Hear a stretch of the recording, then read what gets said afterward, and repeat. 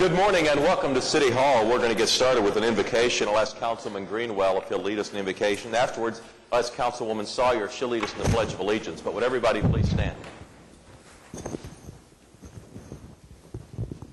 Our Heavenly Father, we give you thanks for the many blessings that you've bestowed upon us. We pray for the safety of our police and firefighters and all the employees of the City of Oklahoma City, as well as all the citizens of our great city. We ask for continued guidance and understanding and wisdom as we go through today's work looking at our budget for the upcoming year. We ask all these things in Christ Jesus' name. Amen. Would you join me in the Pledge of Allegiance? I Pledge allegiance to the flag of the United States of America and to the republic for which it stands, one nation, under God, indivisible, with liberty and justice for all.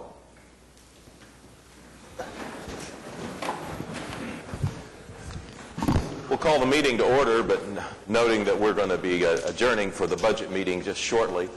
As far as process today, we have three presentations coming that I think will take about a half hour each. If you throw in a half hour for conversation and questions, we're probably looking at least a 2-hour meeting this morning.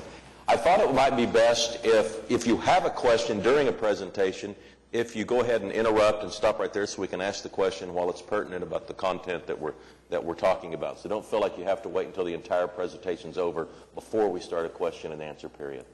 And with that, I will recess the council meeting, convene as the Finance Committee, and turn it over to the City Manager. Thank you. We've got the three departmental presentations this morning, and we're going to start with a overview of the budget. Doug Dollar is here this morning, and we're going to cover a little bit of what we covered last week and a little more beyond that. And just as we all know, there will be three budget workshops. The first is today. The second will be on the 20th of May, and the last one will be on June 3rd. All right, well, very good. Pleased to be here this morning to talk about next year's budget. We'll start with an overview again of the big numbers for next year's budget. We're looking at a general fund of $413.9 million. $221.6 million is the total for the operating funds, other operating funds besides the general fund. $465 million is our non-operating fund total for overall $1.1 billion total for the budget. Yes. Yes. So our original budget that was adopted at this time last year was about $400 million, so that's about a 3% increase over last year's original adopted budget. Over the course of the year, that budget's been amended for the $8 million that went for streets and other capital improvements, as well as our PO rollover. So our current budget looks higher than what was originally adopted, but those were all paid for by fund balance, not paid for by current revenues. So when you kind of compare current revenues to current, what we budgeted for ongoing revenues, it's about a 3% increase. Remind everyone to turn their mic on when they have a question, too. Last week we talked a little bit about some of the positions, and the departments will obviously talk about the individual changes within their budgets. But I thought it would be worthwhile to look at the big picture of how our positions are represented, or what groups, employee groups they're in. So AFSCME, or the American Federation of State, County, and Municipal Employees, is the largest employee group we have at the city. They represent over 1,400 positions, or nearly a third of our employees. The Fraternal Order of Police represents our uniformed police officer positions. They have a total of 1,137 positions. That's an increase of 21 positions from the current year. And if you go back over the last several years, that's 113 additional positions that have been added as uniformed police officers. The International Association of Firefighters will represent 957 positions next year. That's an increase of 6 over the current year. And then the last category we call management, but these are not only executives and managers, but also professional and technical professions such as attorneys, auditors, accountants, planners, the civilian investigation specialists that we're adding in police, computer programmers, other classifications, and that totals 1,094 positions. We talked a little bit about operating, operating and non-operating last week, but I thought I'd just highlight some of the funds that make up that operating budget. The general fund, of course, is the largest city fund and makes up about 60% of the operating budget. And while there are no restrictions on how the general fund can be spent, The other operating funds are dedicated to specific purposes and can only be used for those purposes. So some of those include the police and fire sales tax, the 911, zoo sales tax, airports, utilities, stormwater drainage. All of those funds are where the city's operations are funded from. The non-operating side of the budget is where we primarily fund our capital activity, and some of the significant funds in this category include the MAPS 3 sales tax, capital improvement projects, hotel motel tax, debt service, and grants management funds. And we segregate these funds from the operating budget so it's easier to get a true picture of how the budget changes for our core operations. As you'll recall from last week, the largest area of change that we had in the budget is in this non-operating side, which went up by over $60 million, primarily due to MAPS 3, again spending more of that fund balance that's been saved up over the prior years. When we look at the overall revenue picture, taxes are the largest revenue category at $570.4 million, or about 52% of the total, with sales tax being, of course, the largest at over $423 million. Use tax and property tax, the other significant taxes. Fees and charges include things like franchise fees, licenses and permits, stormwater drainage fees, and they're about 15% of the total. Transfers in come primarily from our public trusts that fund the operations in water, wastewater, solid waste, and airports services. Fund balance is a fairly large portion at 21.1%, and it's about $232 million. And of course, MAPS 3 sales tax is the largest one there. They budgeted $95.7 million in fund balance. But our capital improvement projects funds also has a significant fund balance, being budgeted at $49.5 million. And that's basically for projects that have been started but haven't been finished yet, or coming up down the road here. So, when we look at the expenditure side of the budget, and again look at those kind of by service area, this is again that full $1.1 million budget. Public safety is the largest portion at 36%, but you'll see that public services and culture and recreation are both very significant portions of the budget. The MAPS 3 budget is counted in culture and recreation, so that's what's boosting the size of that area. General government, a fairly small piece of the overall total at about 4.1%. When we narrow that into just the operating funds, you begin to see the kind of shapes of the different sort of pieces of pie shifting a little bit. Public services is still very large because airports, utilities, stormwater drainage are part of the operating budget, but you see that culture and recreation has gotten much smaller as the MAPS 3 budget now drops off, because now we're just talking about operations. But again, now public safety becomes an even larger portion at over half of the budget when we look at our operations. When we narrow that down again a little further just to the general fund, public safety becomes even a larger piece at nearly 2/3 of the total. Public services is still significant at 17.6%. Culture and recreation is now down below 10%, and that's primarily parks and recreation and the operations at the Cox Convention Center and the Chesapeake Energy Arena. And general government becomes a larger share, and that's really because all of our general government operations are funded in the general fund, because that's where finance, personnel, city manager's office, municipal counselor's office, city auditor, clerk, they're funded out of the general fund. We talked a little bit last week about the budget process, but one of the things we didn't spend very much time on that I'd like to just touch on briefly is our strategic business plans. Our strategic business plans are created by departments every other year, and part of that development of that plan is to identify the major issues facing the department in the coming 2 to 5 years and the consequences of not addressing those issues. Generally, these are expressed as a trend, and so department issue statements will usually begin with statements like the growing demand for a certain service or the increasing complexity of a certain issue, and that will be followed by the consequence if that issue is not addressed. So the statements have usually concluded with, if that trend is not addressed, the result will be X. And many people have commented on this, that these seem awfully negative or bleak because they are focused on negative outcomes. But the idea is to identify the challenges being faced by the department and what will happen if those challenges aren't met successfully, in order to motivate a proactive approach to dealing with the issue. Connected to each of these issues are in the strategic business plans are the strategies of how they're planning to address those areas and improve performance, and then also how they're going to measure the performance they have identified strategic results. There may be multiple strategic results for an issue, or there may just be one measure. And the strategic business plans, as they go through that, they identify all the services that they provide and group those services into like-minded or like areas that we would call programs. And so then those programs that are similar are grouped into a line of business. Sometimes you'll hear it referred to as a division within a department. And so, for example, within, say, the development services, the animal control program is a part of the animal welfare line of business. That's one of the 5 lines of business within the development services department. So the budget book also contains each department's issues, strategies, and results. And as the departments present their budgets, they'll often include a review of those issues. And again, if they seem to focus on the negative, it's not that the department's outlook is especially bleak, but that they're following the design of our Leading for Results strategic business plan. Each of the departments the larger departments that are going to be presenting will be talking about their budget, but I thought I'd just spend a moment on those departments that are not going to be presenting their budget to the council with some of the position changes that we've got added in the budget there.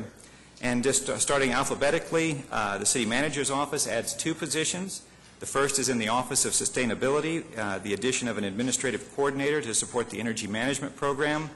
In public information and marketing, a staff reporter is added to provide better communications with citizens and staff. The building management line of business and general services adds a plumber to better implement their preventive and predictive maintenance program. In the planning department, the comprehensive planning and urban design gets 2 positions. One is the division director in that area. The duties of the division director had been assumed by the assistant director in planning. But with this addition, they'll be able to separate those duties to allow for more focused leadership on comprehensive planning and urban design, and allow the assistant director to focus more on areas across the department. Also in that division or that line of business, an assistant planner is proposed, and that position currently works on health impact assessments, complete streets, access to healthy foods, and access to active living opportunities. It's being paid for through grant funding this year, and it'll be split funded next year and then brought onto the general fund in following years. And so all the other positions that we've got that are added in the budget will be discussed by the departments who will be presenting here. So those are the only positions that are not going to be covered by departments. And we've already talked about the schedule. Today we've got IT, police, and fire up next. And so unless you have any questions, I'd be happy to turn it over to Shad Meldrum. Just a request, Doug, you and your staff continues to do a great job. Could you provide us with a schedule as far as the total budget and the general fund budget compared to our peer cities, just listing out those cities and their budgets and ours for the upcoming Certainly. year? One of the difficulties with comparing across cities can be different services offered, but we can certainly do that on that macro level just to kind of give you that perspective there. Okay, Yeah, thank you. and so much of how cities govern themselves has to do with the enabling legislation in that specific state. Tulsa's always a good model for us to look at because they're a large city and dealing with the same playing field that we are. When you leave that, you almost have to ask so many questions about that specific budget that it's almost irrelevant, the way that different cities divide it. But I shouldn't say almost irrelevant. It's not totally irrelevant, but maybe almost irrelevant. But Tulsa I always think is a good model for us to review. And an example of that is that some of them, they get pass-throughs from state to provide social services that the state's providing. So the state is in some states gives the local municipalities pass-through dollars to provide some level of social services. Well, we don't do that here. Bump the general fund up. Yeah, Pat? A quick question. Doug mentioned that additional personnel, one of the people in the city manager's office, in the Office of Sustainability, to help implement the energy management program. Could I get a copy of that energy management program? Sure. I appreciate it. Thank you. Okay. Thanks, Doug.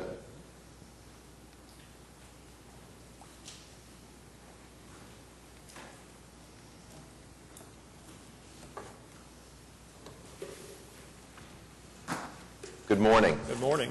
Yeah. And if you would, we're mindful that we're on television. If you'd introduce yourselves and any pertinent staff that might be shown, that'd be great.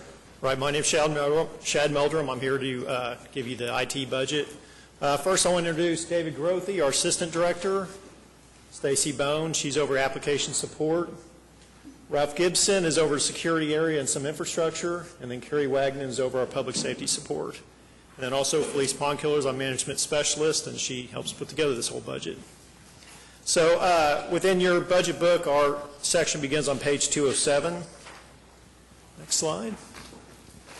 And yes, please stop me at any time that you have a question. I've got a question. Before you get started, Chad, on your strategic results page, which is 209, I think, the estimate of your success is less than we've experienced this year. Is there a reason for that? And then there's no increase in your expectations between the fiscal 13-14 target and the 14-15 target.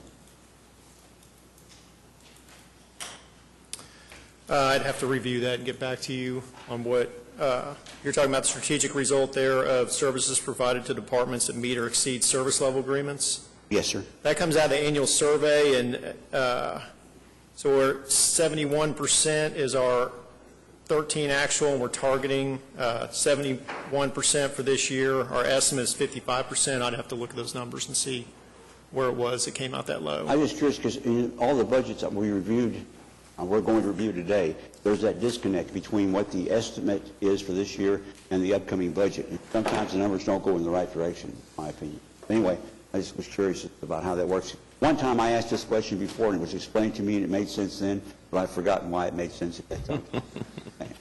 And that one comes out of annual survey. I'd have to go back to the annual survey results and go in and look at the actuals that we put in there and decipher that.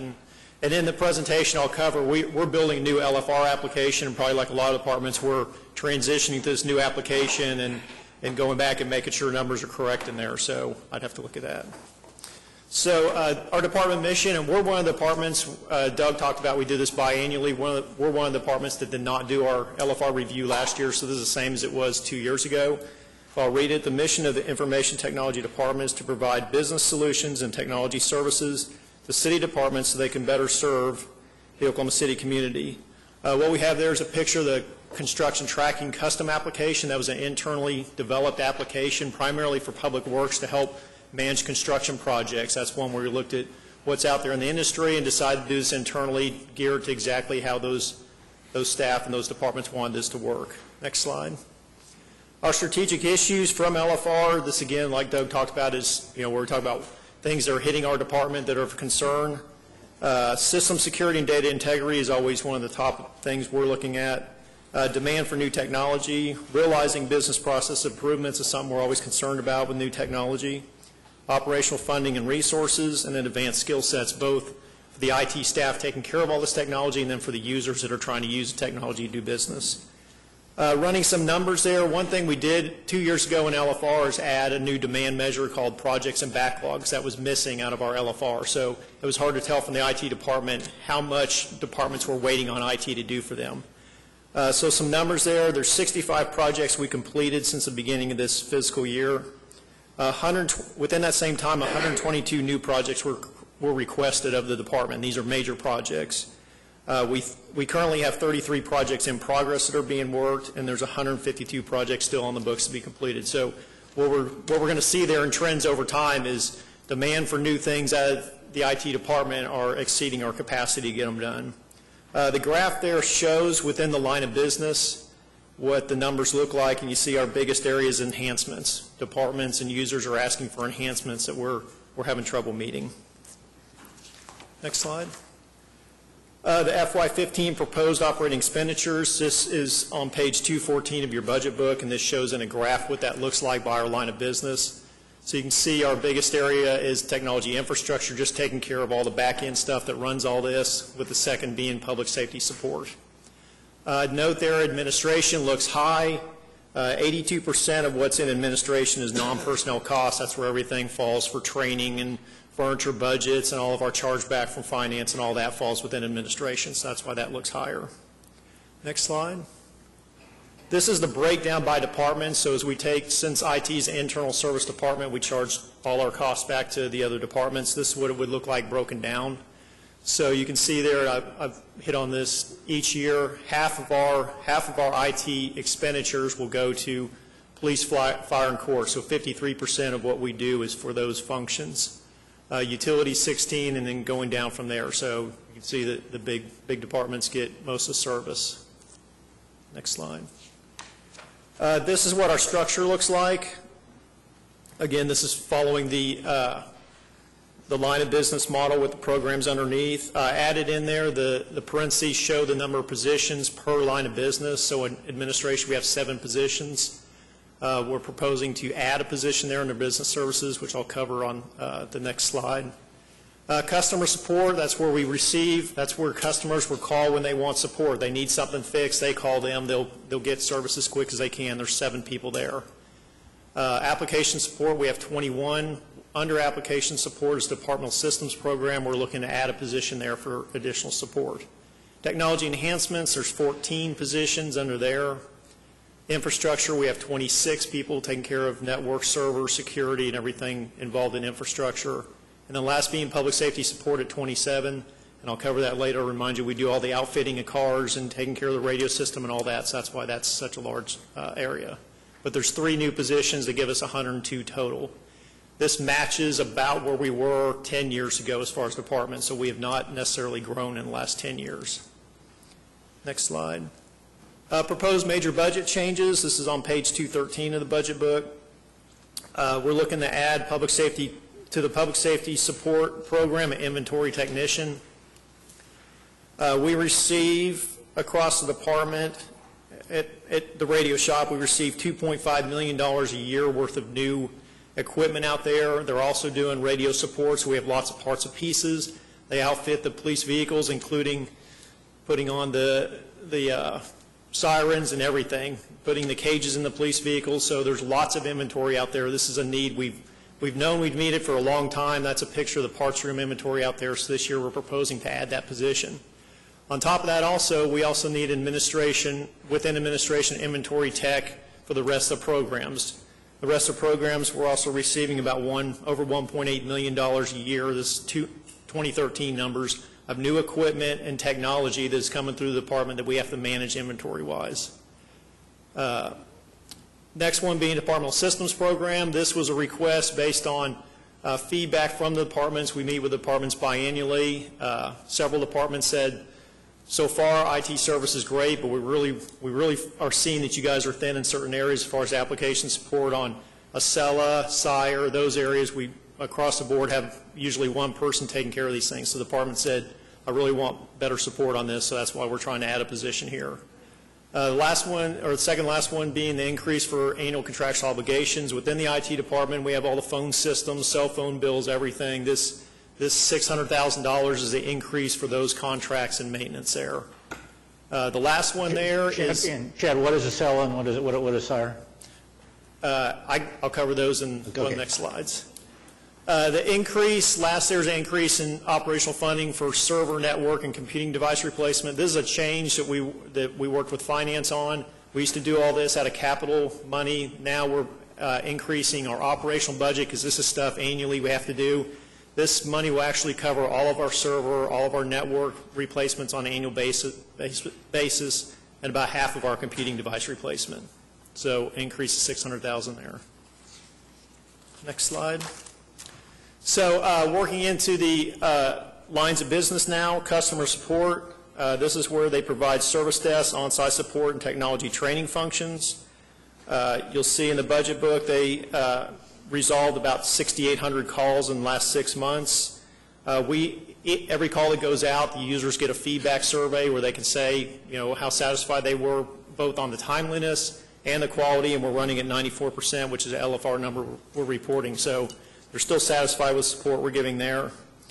One major accomplishment out of this line of business was they completed the XP to Windows 7 upgrade, which doesn't sound like a big deal, but you're probably seeing out in the news that Microsoft said April 8th of this year was the deadline. They announced that years and years ago, so we jumped on this. And that means that Microsoft is not providing any more security patches to XP, and there's lots of companies that have not completed this. So here at the city, we're complete except for a few exceptions that have to stay on XP that we're managing. But I ran numbers this morning or looked actually, the IRS is one of the major areas that has not completed their XP upgrades, so they're spending millions of dollars to Microsoft to get that done. The other thing I want to highlight here, and I was looking, our presentation last year was on May 7th, and quite a bit has happened since May 7th of last year, including IT department having to move out of 100 building for half the year. As you know, we had the May 31st rain down here, and then the flood of 100 building, which impacted all the inventory. We stored our inventory in the basement of 100 buildings, so we lost all that, which is one reason we're asking for an inventory tech also. We realized that we didn't have a good handle on exactly what was down there to report to insurance. But over that weekend, that, thank goodness, occurred on a Friday night. IT staff came down here and jumped all over this. We actually lost 80 computers in the basement. We were able to get 90 computers from external sources. Our staff came in through the weekend, imaged all those computers. We got systems ready in case we had to fell over and actually vacate completely 100 buildings, so that when the city staff came back in on Monday morning, everything was business as usual. Of course, in a new location where finance had to move to 1 North Walker, but the IT staff came in and jumped all over this to get it set up and ready to go. So that was a huge accomplishment. Next slide. Technology application support. This is a fairly large area. They essentially take care of all the enterprise systems for the city, or systems that touch multiple departments. So that includes patches, upgrades, enhancements, customizations, training, troubleshooting, and vendor management. Vendor management sometimes can be quite a challenge for us. Critical city systems, just so you're aware, PeopleSoft HR and Financials falls under this line of business. The new risk management system. SAP support for utility. Utility runs SAP for their customer support systems. Electronic bidding, which is a new one. Service call and work orders, permits, code enforcement, animal welfare, fleet and fuel management systems, agenda management, document management, and then the GIS system. So on a lot of these systems, like I said, this is where a lot of times we have one person that knows that system, and they'll go on vacation and we'll have an issue. So this is an area where we're looking to add one more staff member to try to get some redundancy. And then we have expanded things like Acela within the code enforcement and in public information and marketing. So we keep expanding these systems and not adding support, so we're adding support this year. One thing I want to highlight there when we talk about PeopleSoft HR and Financials, we were required to complete an upgrade this year. We were on version 8.9. We relicensed Oracle in the fall, and then that required us to go to the 9.2 version, become up to date. So that was completed. We worked with several departments. Again, that was a multi-version upgrade. It took 15 months to complete, and there were 24 people from multiple departments representing that project team. So that was from finance, personnel, several other departments were on that project team. It affected 4,800 system users. In this, when we did the upgrade, we really took a look at how we're using the system and what we're doing. They were able to eliminate 38% of customizations, which is a big deal because those are some of the things that are toughest to support in the system. So we were also able to save 30% in cost savings. We only licensed what we needed out of the PeopleSoft/Oracle system. And then again, we increase overall usage within the department. So we're using PeopleSoft better now than we ever have before. I also want to highlight there, this project went so well, and you can probably read in the news all kinds of failed PeopleSoft implementations and upgrades. Those are fairly common, but this one went so well that the vendor actually wanted to use OKC as a case study and do a story on it. Okay, next. The next line of business I'll touch on is technology enhancements. They provide new technology identification, business analysis, custom application development, data management, project management, and implementation services to city departments. We have about 45 custom applications that we're supporting, all different sizes of custom applications. There's 298 production databases. Within this enhancements line of business, they've completed 39 projects themselves since July 1st, and 33 major projects are currently active. The screenshot there shows you the budget management application, which was a custom application built for finance. This actually helps the departments submit their budget, make sure everything adds up correctly, and does this as efficiently as possible so that the entire budget could be put together.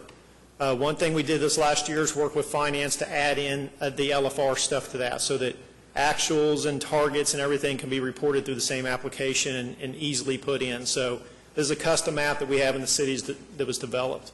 One thing I'll note there, when we talk about the 45 custom applications, within that group that actually develops applications, we have 3 staff members. So we're pretty much at capacity for what they're able to develop and maintain. Next slide.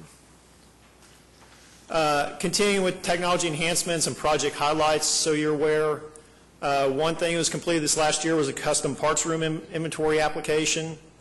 That was something that's been in development for quite a while. We asked for staff this year, but we recognized within the public safety communications that we had this parts room for all these parts, but we didn't have a good way to manage all this from an application standpoint. So the way they wanted to do business, we figured it was best to develop this internally.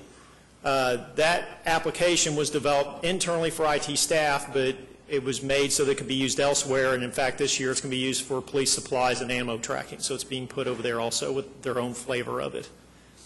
Again, the Acela system expansion, the Code Enforcement and Action Center, that was completed in January or so, so now that got them off an older system that we were not capable of upgrading onto the Acela system, which is the same system we use for permits.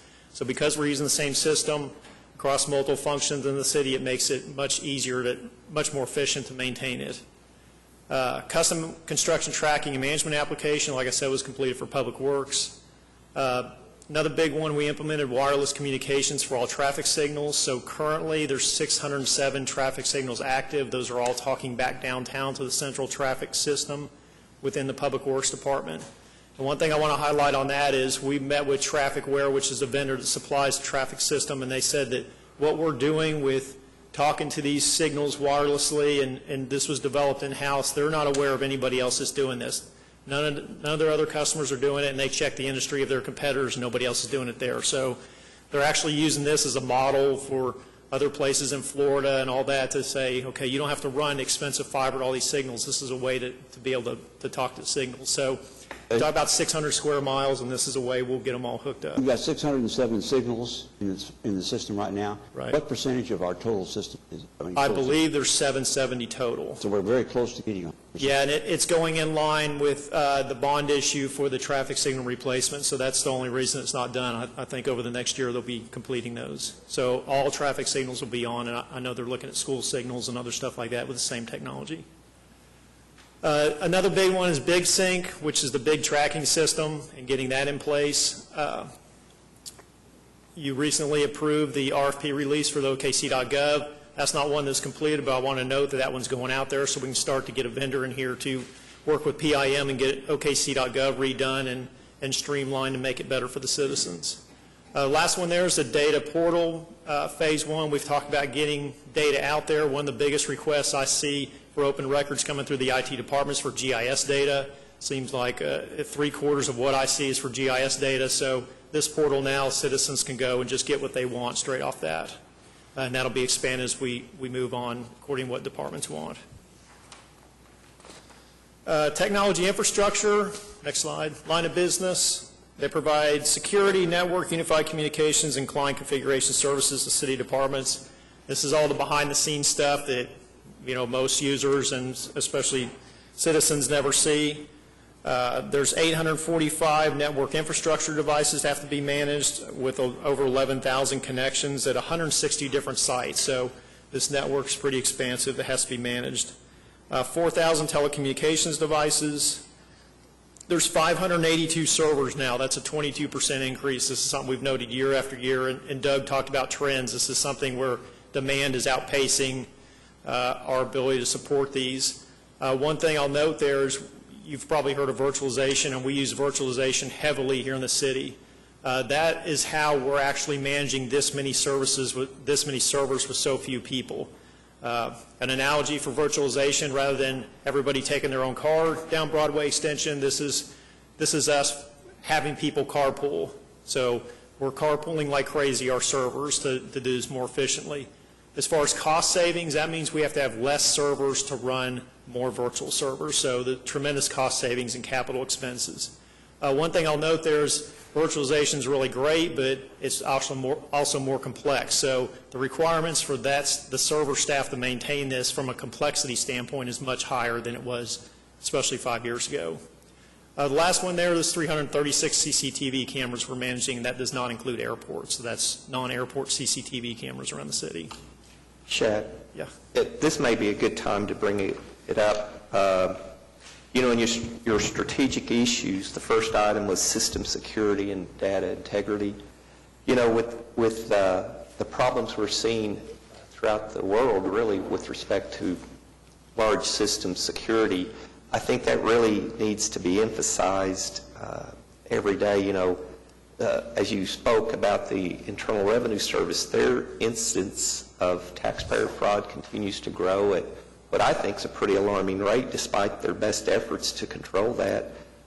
This past year, we saw very large retailers, their security system being breached and all of their customers' credit card information being accessed by hackers. So I just wanted to bring out the fact that I think that's probably more important than the level of service you're able to provide, even though it's very high.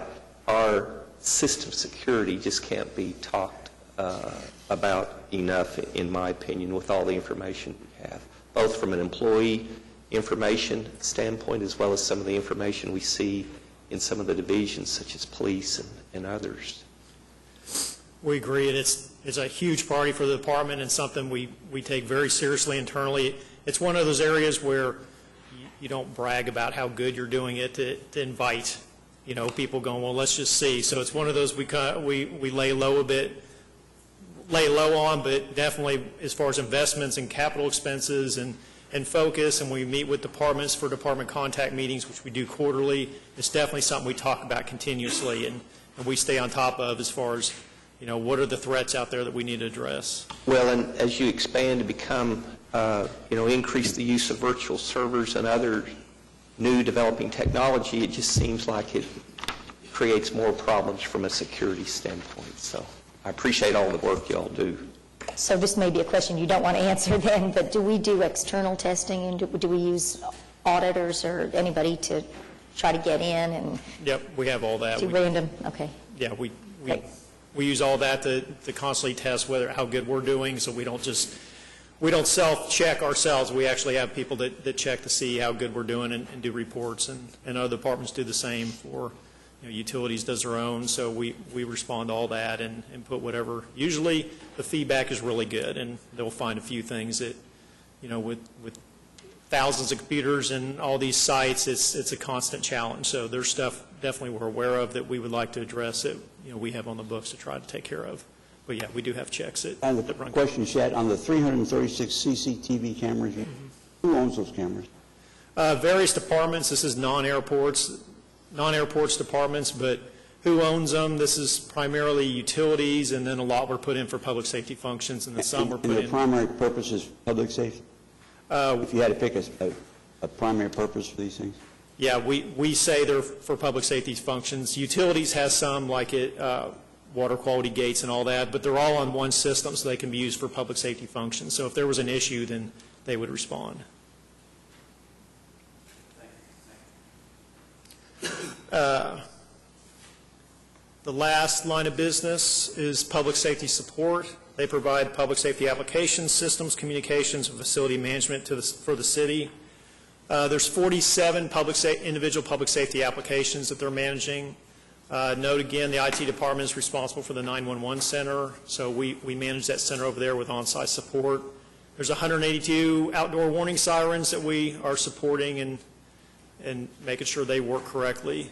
There's 920 mobile data computers that have to be managed. They're all out there in the field. About 850 of those are for public safety, so another 70 for the other departments. One accomplishment this last year I wanted to note is we converted all those field computers to LTE wireless, as opposed to the wireless system we had up for years. That will save about $392,000 annually in both operation and capital costs. So that's a huge savings. And there's 5,300 radios that have to be managed. We also want to know, when we're talking about the radio system, a reminder that Other jurisdictions on our radio system, including Bethany, Yukon, War Acres, Mustang, and Putnam City Schools. So our radio system touches several cities around us, and that helps with mutual aid and support and communication. That's it. Any questions on the presentation? All right, sounds like you're good to go. Thank you. Thank you very much. Appreciate your staff's work on this. Next is the Police Department, Chief City.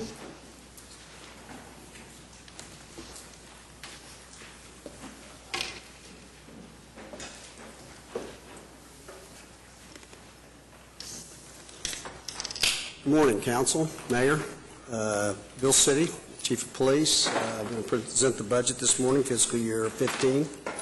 I'd like to introduce some staff. I first got Lieutenant Dan Stewart, who's actually who works in planning, worked on this project.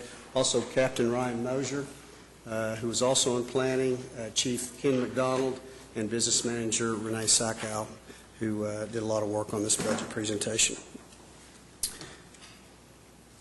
Okay. Our mission statement, it hasn't changed this year. We did go through the LFR process. We try to do it every year regardless, but this was our formal year to go through the process. Made a few minor changes, but the mission statement did stay the same. Our proposed budget for fiscal year 15 is, you can see the operating total is $178 million. The capital and non-operating costs, about $40 million. That's primarily cars and headquarters and the bonds that were sold for the headquarters. And then we have less transfers to city funds, which is a wage adjustment for our police sales tax funds and our 911 systems. That brings our total budget to $207 million. That is an approximate 4.74% increase over last year. And you can see in the pie chart that the general fund always makes up the largest portion of our funding for the police department. Police sales tax makes up 23% of that. Demand for police presence and services is our first issue. The growing demand for police presence and services, coupled with the increasing scope and complexity of police investigations, if not adequately addressed, will result in slower police response times, increased crime rate, and reduced percentage of crimes solved, decreased citizen satisfaction with police services and feelings of community safety, and decreased traffic enforcement. Our strategies towards that, the demand for police presence and services is the continued use of overtime programs to address high crime areas. We have several different programs we use. We use grant funding. We have a new state grant overtime program that we received last year. We also used a considerable amount of overtime for the vacancies that we had from the positions that you have added over the last 2 years, which we all feel have made a significant impact in being able to put more officers in the field in the reduction of crime in year 2013. Increased traffic enforcement citywide, increased personnel and investigations operations, and our community-based programs. Excuse me, Chief, on the increase in traffic enforcement, Yes, sir. how do you go about doing that? Well, we have several programs. We have overtime programs. We have some overtime programs are funded through the state for like DUI. We primarily put extra officers out in the field during our peak overlap days. We have more officers in the field, Tuesdays, Wednesdays, and Thursdays. We've made things like school zones and those types of things during the school year a priority. We identify the high accident areas, intersections and those types of areas, and have the divisions put specific officers out in there to monitor those areas and enforce traffic laws. If I might make a suggestion, you might want to talk to some of your officers about their cars, the marked cars, obeying the traffic rules very carefully. Because I've had a constituent complain about an illegal left turn, and she said the police do this all the time. So Right. I just need to, if we can use y'all as an example of how it should be done. I think it's important. We'll reinforce that. We address individual complaints, I hate to say on a regular basis, because out of all the cars we have and all the number of calls we take, it's really very minor, but we'll emphasize that further. Thank you. Demand for police presence and services by 2018. Police presence and services will adequately increase while maintaining a level of core services citywide, as evidenced by, and as you can see here, these are based on the surveys, and our targets are set on actually the first survey that was conducted in 2005. Feel safe citywide in 2012. You can see the survey showed 53%, and in 2013 it went up to 58%. Our target in 2005, our first survey, was actually 55%, so 13 we did about 3% better. Satisfied or very satisfied with the quality of police services. In 2012, we were rated at 68%. We're satisfied, or very satisfied, and 13 went up to 70%. And you can see our target is a little bit higher. In 2005, we actually were at 72%, so that's our benchmark.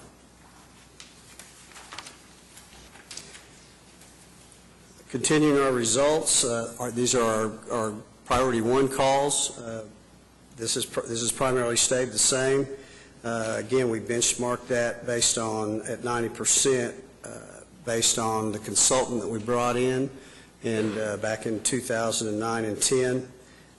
But the percentage of priority 1 calls responded to within 9 minutes and 30 seconds, we are at 72.3%. If you compare that to 12 and 13, we were right at 70%, so we're a couple percent higher, but it usually hovers around that range between 70 and 74%. Again, 90% is our target. As we add officers, that should improve. As we get new officers out in the field, that should improve. I'm not sure that the mark may be a little high at 90%, but I would surely hope to get up into the 80th percentile at some point. You can see here where our clearance rates, it shows I have 2 categories. UCR is actually the data that we provide to the FBI. Investigates and clearance rates per crime is the national UCR, and all we have is 2012 because 2013 won't come out until October. So 2012 was 46.8%.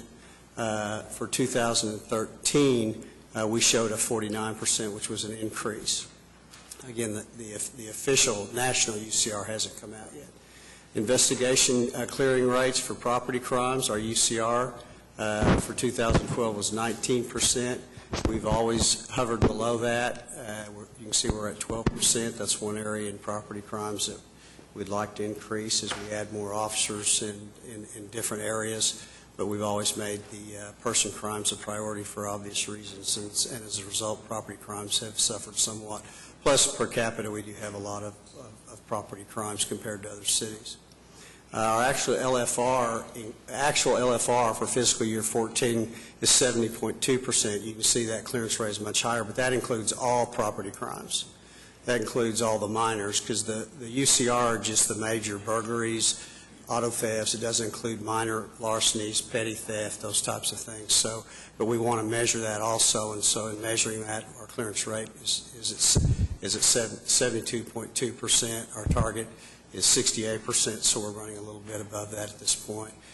Clearance rates for property crimes and LFR for fiscal year 14 is 27 and almost 29, 28. Our target is 27.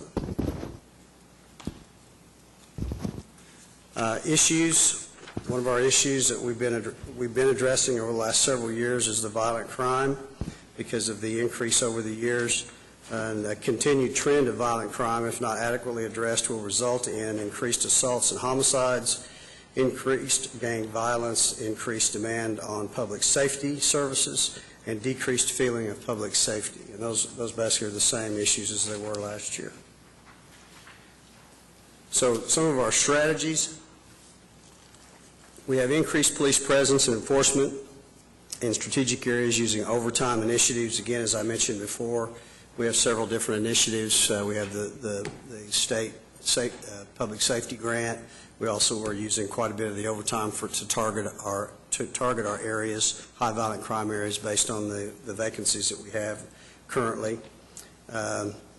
We also added an additional day shift gangs, and I'll talk about that a little bit later in the presentation and some of when we're talking about the proposal to add police officers. Our continued efforts to reduce crime through community-based programs and social outreach. We'll talk about some things that we've done this last year as far as our social outreach services. Continued recruitment, hiring, and training of new officers to fill vacancies. Obviously, that's a priority. We're adding more officers, and we need to get those officers trained and out in the field as soon as possible. Our results that we're measuring for violent crime by 2015 reduced the number of aggravated assaults citywide by 5%. Our target last year was 5% when we gave our presentation to council. Last year, actually, for 13, we reduced it by 13%. So we were more than double in the reduction of aggravated assaults based on a lot of the programs and things that we talked about previously. You can see here where calendar year 13 actual is 3296 violent crimes. That was the actual number, and our calendar year to date 14 actual. We don't have a number in there because all we have is really one month to measure, so we did not put a number in there because it's just the number's too small to really make an adequate comparison. Our target again is 3,131. Obviously, we'd like to have another 13%, but 5% is our target as it was last year, and that reduction would be fewer than 3,131 violent crimes, aggravated assaults. By 2015, reduced the number of drive-by shootings by 25%. You can see in calendar year 13, we had 89. Calendar year actual so far, and this is up through March, so this is about 4 months. We've only had 15, so we're headed to exceed our target in trying to have less than 67 drive-bys in the next calendar year, in 15. So we're doing real well in that regard. In 2000, to compare, you can see where calendar year 13 we had 89. If you want to compare that to 2012, we had 192. So we more than reduced that along with the other things that we were doing. By 2015, reduced the number of gang-related deadly weapon assaults by 20%. This is a new result, a new measurement. We really want to track gang-related homicides in the use of deadly weapons. We had not been tracking that before. That's why in calendar year 13, you're not going to see any numbers because this is a brand new measure. But in our estimates, we would like to reduce it by 20%. That 20% would be, we feel like would be less than 76 based on some manual counts and things that we've looked at. Because normally I think we've anticipated there's probably 95 or so of those in a calendar year. So our actual right now is 20, and that's through March, so that's 4 months. So we're on track to be able to reduce that also.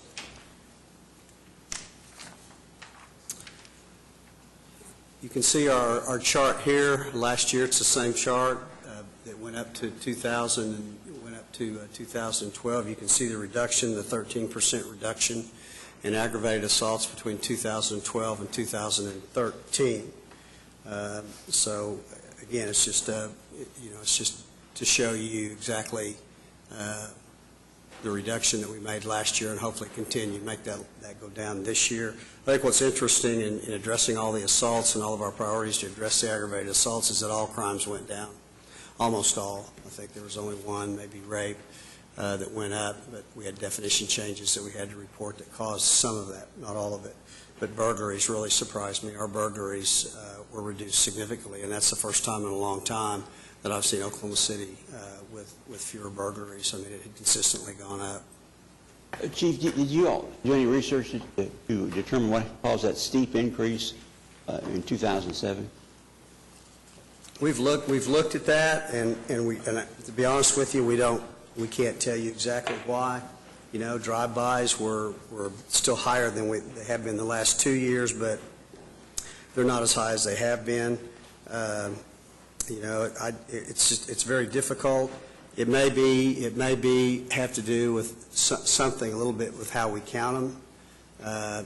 When I think we're doing a better job now of actually identifying what is an aggravated assault versus a regular assault. We know that our misdemeanor assaults were much higher between 2006 and 2007 and lower between 2007 and 2008. So a lot of those either were just more serious assaults or, we weren't quite counting them. And that's the problem with UCR. There's a lot of discussion nationally with UCR and how inadequate that the accounting is because departments do it different. You're relying on possibly human error in categorizing what those are. Different cities categorize them differently based on what their state laws are or what that type of thing. So, other than that, probably the basic answer is no. I can't give you a complete answer.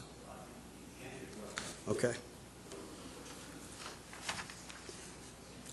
One of our issues is advanced technology. This has always been in our LFR, and it continues to be an issue. The increased use of advanced technology in the commission and investigation of crimes, if not adequately addressed, will result in increased time and resource requirements for investigations, unsolved crimes, increased crime, and decrease in citizen satisfaction with our police services. Our strategies, by 2017, increased the number of digital and other electronic media device examinations by 100% for a total number of 428. This actually changed because our strategy before was primarily would be hard drives, not all devices. Our forensic examiners now in investigations, it's iPhones, it's iPads. There's so much technology out there that we've included all those other things just besides a hard drive. And when we do an investigation, there's almost always something on a computer, somebody's iPhone and things like that. Once we get those search warrants and look at that information, it could include a number of different devices on a single event, a single crime. So that number's higher than it has been in the past. 100% of all DNA cases submitted for property and person crimes will be analyzed within 90 days. Right now we have a backlog of DNA cases of about 113, which is not necessarily a bad thing because we're doing more right now than probably most major cities are doing. Several years back, we trained our officers in the field to actually take DNA samples. That means on a burglary property crimes.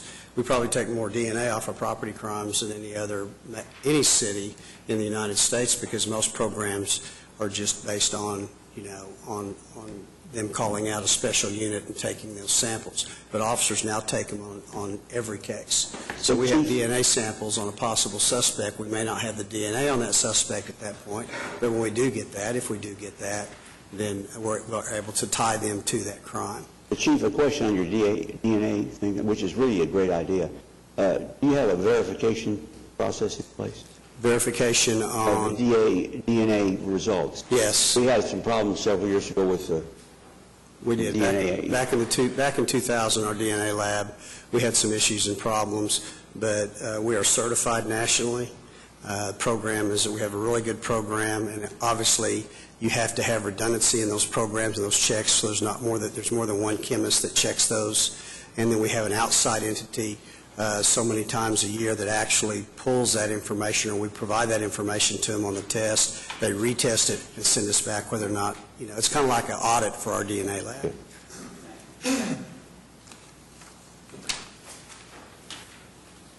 Some of our results that we're measuring in advanced technology by 2017 increased the number of digital media forensic examinations by 100%, like I talked about before. Our actual in fiscal year 14 was 264. Our target in 14 is 325. Our target in 14 is 325, and our target for fiscal year 15 is 350. So we should reach our target in fiscal year 14, and then it's being increased, obviously, for 15. By 2015, 100% of all DNA cases submitted for property and personal crimes will be analyzed within 90 days, as I stated before. Our actual right now is 74%, and our target is 100%. We want to be able to get all of those analyzed within 90 days and not have that backlog.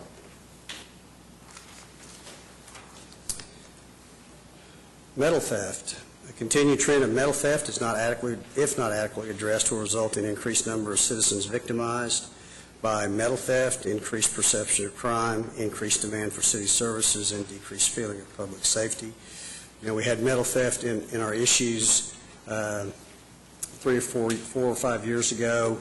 Felt like we were doing a pretty good job, took it out, and we put it back in here in the last couple of years. So we actually had this issue also in our presentation last year. Continued use of the metal theft unit to improve tracking and investigation of metal theft crimes. I think one thing that's going to enhance this year over last year is, and I'll talk about the position that we're adding, but we're adding a program of software called Leads Online. We're contracting with a vendor that also will actually help us track metal thefts within our community as well as in other states, because Leads Online is almost a nationwide program at this point, and a lot of other neighboring states have that, so it'll help us. They've already seen when we put the Leads Online in, we can already see there's one individual we saw that's from Oklahoma City, and he's taking on a regular basis to another state metal and selling it and trading it. Well, usually there's only one reason they're having to take another state, because we have plenty of recyclers here, is because it's probably stolen property. It gives us the opportunity to look at that individual and maybe track that individual for some of these thefts. So I think it's going to be a really good program. Proactively increase the quantity of metal theft investigations presented for prosecution, increase coordination with metal recyclers to improve compliance with applicable laws, which is one of the key components, is working with the recyclers and trying to prevent them from taking stolen property in the first place. Our results: by 2017, increased the number of metal theft investigations presented for prosecution by 64% to 160. You know, if the program starts working, I mean, in the beginning, we're probably going to increase that number, but hopefully at some point we start having fewer metal thefts, and there's actually a reduction in our cases that we have to present to the district attorney. But as you can see, in the fiscal year 14, our actual is 98. Our target is 120. So we should reach that target, and then our target is increased to 130 for fiscal year 15. Fiscal year activities for metal theft: suspects arrested for 13 was 95. Our actual right now is 51. Individual charges filed 81 versus 53 for this fiscal year. And compliance checks conducted in fiscal year 13 was 104. Fiscal year this year is 103, so we'll surpass that. But what's really, really interesting is those same compliance checks. If you look at fiscal year 12, we had one compliance check. But as you know, we changed the laws, you changed the state laws, you changed the ordinances to give us more tools to be able to hold recyclers accountable, so that we could go out and they had to show us, you know, what was on their books and those types of things. So it goes from 1 to 104 to 103, and those compliance checks are critical in trying to in holding legitimate recyclers accountable. And there are a lot of good legitimate recyclers, but it really makes it hard for the mom-and-pop recyclers that are really bent on maybe breaking the law and taking all kinds of property. It makes it very difficult for them, because we do those checks.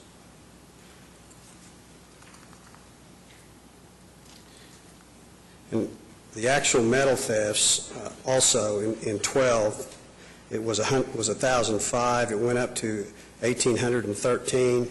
In fiscal year this year, we're at 914. So it's going to be lower than it was last year. And you know, it'll probably be a little bit higher than fiscal year 12, but it will be lower than last year. Okay, now we're going to get into some of our budget changes for this year. As Doug talked about, we're adding 21 additional sworn positions at almost $1.5 million. 7 officers for day shift gang unit. We right now last year did a pilot program and increased our gang unit by 7 by 7 officers. It's actually 6 officers and a lieutenant, but it's really helped tremendously as far as helping us identify some of the gang members that committed violent crime the night before. We've got them in jail much more quickly, got them identified much more quickly. They work in concert with our gang intel units and then our gang officers that work nights on the street. So it's had a huge benefit, the pilot program has, and we want to make that permanent. So basically out of the 21 officers, 7 of those positions are going to go to make that permanent, because we think it's that important in helping the reduction of violent crime. We're going to have 2 officers for vice enforcement. With all the special events, with all the alcohol-related issues that are growing and growing in Oklahoma City as a result of special events, we've had 4 vice officers, for years and years, for as long as I can remember, and we haven't increased that, so I think it's necessary to do that. Excuse me, Chief, I think that's a great idea, especially when it comes to certain shopping centers that have nightclubs that produce crime. I think it's very important that we do have extra police officers to deal with situations like that. A few weeks ago, there was a gentleman who came in front of us in tears because of something, it was a shooting, and several people got shot, and he was basically in tears. So I think this is a job well done. Thank you. Thank you. It'll help us be a little more proactive, hopefully. We're going to add 4 officers to investigations. We're looking at homicide and domestic violence at this point to put those officers in those units. 1 officer for special investigations. This is narcotics. There's a possibility we'll do some more interdiction type investigations, but either way, with the number of cases that we're working on now, really big cases in conjunction with the FBI and other agencies, we could use more than that, but we're going to take one of those positions and put it in narcotics. 2 officers for homeless outreach team. This is probably, Councilman Sayer knows probably more about this than anybody, but we have had a special program, pilot program with 2 officers that specifically focus on getting out in the field and working with the homeless. These are officers that have been working in Bricktown. They've dealt with the homeless issues on a constant basis because of their assignment in Bricktown in the downtown area. We actually sent somebody to Colorado Springs, to Kansas City, to look at a program that Colorado Springs has had for quite a few years with great success in dealing with the homeless. It's really, it's twofold. One, it's proactive. We try to identify who the homeless are. We try to get them services that they need. And secondly, if they need to write citations and clean up camps, they'll also be working on that also. So it won't just be in the downtown area. It'll be in some of the outlying areas where you have a lot of peddling and a lot of those types of activities going on, where they'll be able to specifically address that. And the real great part of that is I really get to know the people, because a lot of the people are here. They're here for quite some time. They know exactly why they're here, whether or not they're actually homeless or whether or not they're just peddling because they make a lot of money and that's how they live. So we're really able to be proactive. Just a really short story on that is our 2 officers found one lady. There's a lady that's been homeless downtown for years, and they have not been able to talk her into getting services. West End and everybody have tried to work with her. Other nonprofits have tried to work with her. These 2 officers built a rapport over several weeks, spent a lot of time with her, visited her, and finally talked her into letting them take her to get services. One of the primary obstacles is she couldn't get an identification, so the first thing they did is they got ID for her. Once they got ID, they took her to other social services. These 2 officers, and it may seem like a lot, but this lady now is living in residential because they took the time to take her and get what she needed. And they didn't do it all. They didn't provide the social services. They provided the means to have her get those social services. And that's that preventive side of this program that we're pretty excited about. So we'd like to make that permanent. So as a result of adding 21 officers, we would like to add 2 officers. It also provides more officers in the Bricktown and downtown area, which is, over time, we're seeing it already because there's so much residential going in and there's so much more activity. We're just going to have to increase some of the permanent staffing as well as supplementing it with overtime. Chief, if I could just comment. I guess if I could just add to that a little bit, I really want to thank you for being so creative in the approach. And, not only have your officers taken the time, but they've also met with, the different social services providers. They've developed a rapport with the nonprofit community. They are better educated about what's available so they can make those connections. And, from a pure economic standpoint, I think we know, a couple of years ago, the Homeless Alliance did a study on one guy, and he cost the city something like $1 million.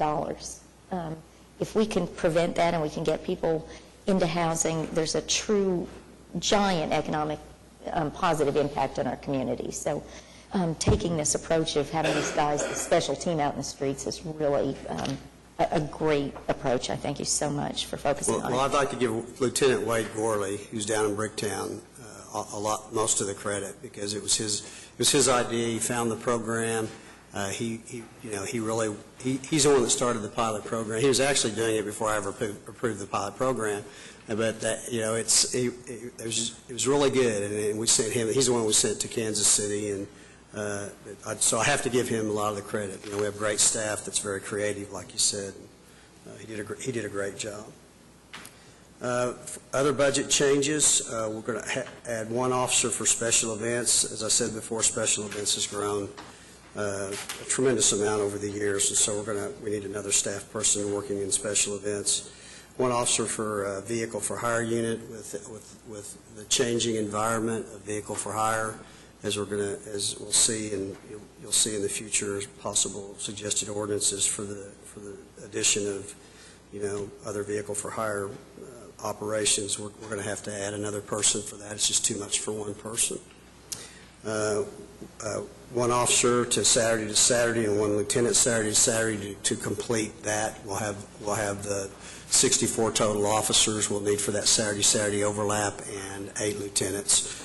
This will complete that. So, and we will actually, the class that we have that's starting, this next class will actually be the first class that's going to be going out and assigned to that Saturday to Saturday. So sometime, within the next, hopefully 8 or 9 months, we'll see that Saturday to Saturday program. And then Once you get Saturday to Saturday going, are we going to be able to take a look at Friday to Friday as well? Yes, and the thing is, with these 20 positions, I had so many other critical needs right now, I didn't want to do that. Plus I want to discuss some of the issues with the fraternal order police like we did last time. But I think we'll work that out, and so probably any additional positions after this, hopefully we'll start looking at building that Saturday to Saturday Friday to Friday once we get Saturday to Saturday completed. Thank you, Chief. Also, we're going to add one officer for recruiting. The demands on recruiting obviously are tremendous because we're really trying to crank the classes out and get enough people in the classes to fill the new positions, as well as we're reorganizing, and we're going to have a dual role for that person because we teach Spanish classes to our recruits, have about 70 hours of Spanish, and so we're going to have a dual role for that person also. So we're changing organization a little bit to do that.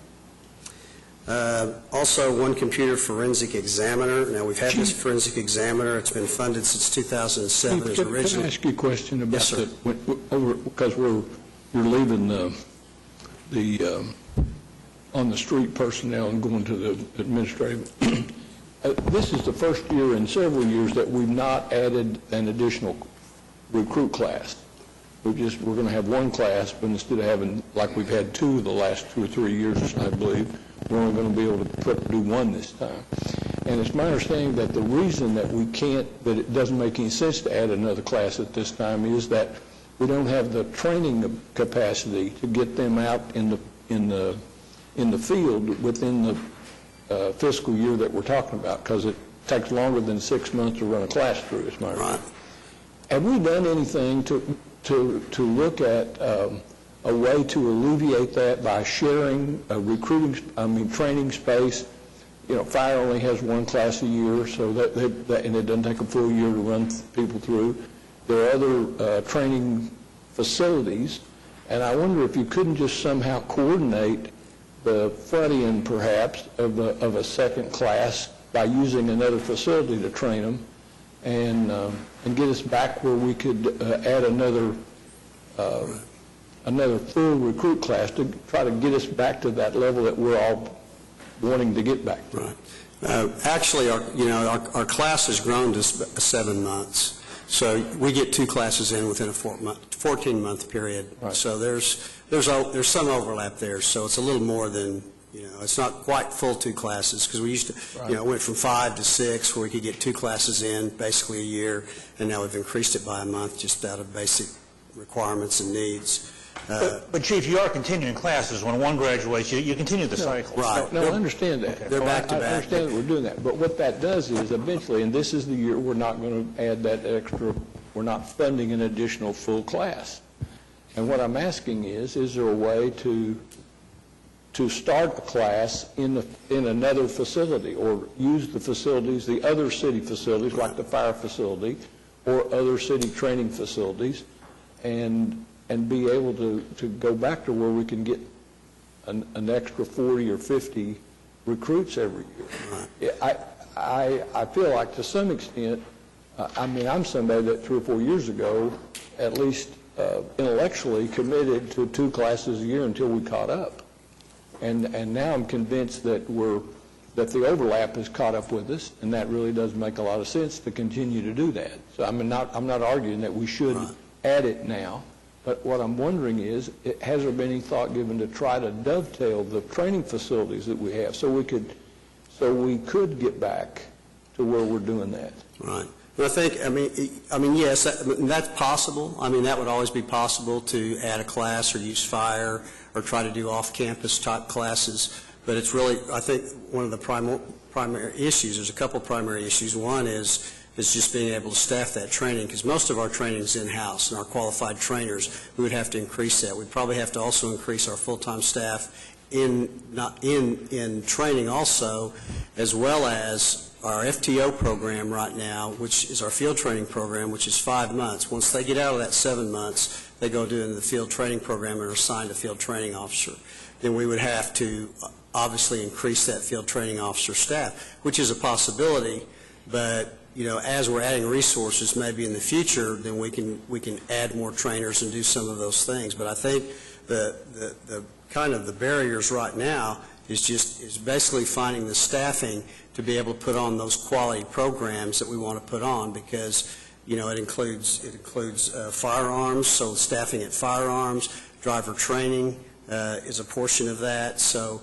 And again, we are still doing 2 classes in 14 months versus 12 months, but, I think some of those barriers are some of the bigger barriers versus than just physical space. Do I like having them all within the training center system so that we can monitor for quality, those types of things, accountability? We have our gym services. They have physical activity every day. We have a gym that's available to us. I agree with you. I mean, don't misunderstand. I agree with you. And I think doing a class every 7 months, and that'd be 2 classes in 14 months, is much better than we were doing before. I mean, so we're still proceeding on that commitment. But what I'm wondering is if perhaps thinking outside the box a little bit about a way to streamline that. For example, is it possible to take officers that are already police officers someplace else as part of the class and put them on a shorter cycle than... We've looked at those over the years. Those issues have been brought up as far as, taking people from other agencies. I don't like doing that for 2 reasons. One is we like to train them from the beginning, so we train them in our standards. I mean, you can still do that, but, we basically want to train them through the whole class so that we kind of mold them, for a better word, into the type of officer that we expect to have on the street. The second thing is, I really hate stealing from other municipalities. If you look at California. But we can't prevent that. I mean, if you put you advertise for a police officer, we're going to take the best 50 we can get, and if they happen to work for another municipality, well, that just... Right, but if you start taking the credit, what they've done in another police department, you're going to have more of an influx to Oklahoma City, basically because of pay, or basically because of more police activity, more opportunities, because we're larger, we do more things than most police departments because we're a full-service police department. Years ago, I looked at... Your concern for the suburbs exceeds mine, I can tell you. Most of those things don't trouble me. Yeah, but I saw, years ago, I watched that happen in California, and you watched them jump from one municipality to the other. The really negative thing that happened in California is it got the cities very competitive in salaries. So you had salaries go extremely high in some cities just so they could retain police officers from jumping to an L.A. That part, you got me there on the Okay. top. So Just sympathy, the sympathy side. the money part got you, okay. The sympathy side is not something I'm real concerned about. Well, we work real closely with other agencies, so to me, it's important to keep that relationship, but it's not as compelling as the dollars, I guess, so I should have started with the dollars. Yeah, Bill and Jim, this is directed to both of you. From what I gather so far in your presentation, and I appreciate the presentation, we have a growing demand for police services. And if we don't meet that demand, then you've articulated some negative consequences that would occur. And a number of years ago, we had a survey done that forecasted the number of police officers that we needed out in the field at some level that was considerably higher than where we were at that time. And the council at that time had a commitment to fill that gap over a period of years to ramp up where we did meet that target. And we've been working under that, I believe, for the last several years. Now, what I'm confused on right now, in order to get from where we are today, and we're higher than we were back when the study was done, we're going to have to add police officers to the force while we are also coming alongside and filling the gap of police officers who are retiring or leaving the force for one reason or another. So we need to maintain the level, and then we need to add to it. I would be interested, I was always thought that what we were going to be doing, Jim, over these next several years, the number that stuck in my mind was 40 officers additional. And so we'd fill the gap with those that were retiring, and we'd be adding approximately 40 officers each year, whereas this year, due to various constraints that have been articulated, we're forecasting we're only going to add an additional 28 officers. I would like to know what the plan is to get to that level, how far we have to go, and what we're going to do, and it ties in with Pete's comments, how are we going to remove some of the constraints that are getting us from accomplishing that goal. And I'd be interested in that over the next several weeks before we finally vote on the budget. Offline, Larry's asked me to come up with a plan to come up with additional 12 officers to be put into the budget. And I'd be happy to work with Larry, Councilman McAtee, to do that. Excuse me. There are a couple of issues. We can't unilaterally do that. There's going to have to be either some new revenue sources outside or some other cuts in the budget, but we'll work toward that goal to achieve that. In the 5-year forecast that we did back in the budget workshop in February, we had a plan that did not include, it ultimately ended up with 200 new officers, but it was not a 40 a year. It was a lesser number than that was proposed at that point in time. The chief with the 14-month program, you'll get there with the 2 classes in 14 months. It's just going to take a little bit longer to achieve that. And he has an incredibly impressive training program that's out there that I think is key to the chief to make sure that he has the quality of officers that he wants as we go forward. We'll get there with the 14-month. That's not the impediment at this point in time. You're able to, we're able to get some added in and to accomplish that goal. We'll look at doing more as we go forward. 108 positions have been added over the last 3 years. That's pretty significant. We can always do more with what we've got. In the meantime, the chief has done wonders, I think wonders, with the additional money for the positions that he hasn't put on by doing some overtime and putting some positions in some key areas. And that's why I believe you're seeing the decrease in the drive-by shootings and some of the other targeted crime statistics that have gone down. I think he's done a really good job of using that money in targeted areas. But the Councilman McAtee's approach, I will work with you and come up with an alternate plan to see what it would look like to add some additional officers. The cost of an additional 12 officers is about $1 million, is that? Yeah, a little under, I think. I think we decided it was closer to $900,000. Your Honor, I have a question. Chief, on your major budget changes, You're changing the assistant 9/11 director from a police officer to a civilian. Will there still be a strong police presence at the 9/11 facility? Because, I think your officers do a great job, but they need as much information and as good information as they can get from the 9/11 dispatcher when they go out to answer one of these calls. Correct. Particularly in this day when everybody's got several guns in their pockets. Right. We've talked for years about transitioning over to an assistant civilian position, which we really think in the long run works better because that civilian position can answer directly to the director where a sworn person by contract can't. But there is a strong police influence because supervisors in the field have to communicate if they have issues. They really still have to manage their personnel in the field in spite of dispatch, and they have to work with dispatch if there's any areas of concern. So it has to be a seamless working relationship between the two. So I think you still have it. You just don't have that physical presence in 911, which we used to think was a real big issue, but with the training and the technology, I just don't think it is at this point.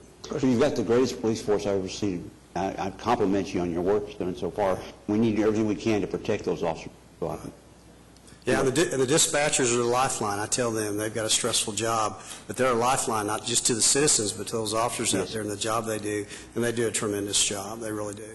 Councilman Ryan, presently the director of 911 is former deputy chief, David Shubes, and so there is really that isn't a requirement of that position, but having that prior expertise in that position has really been a very, very helpful.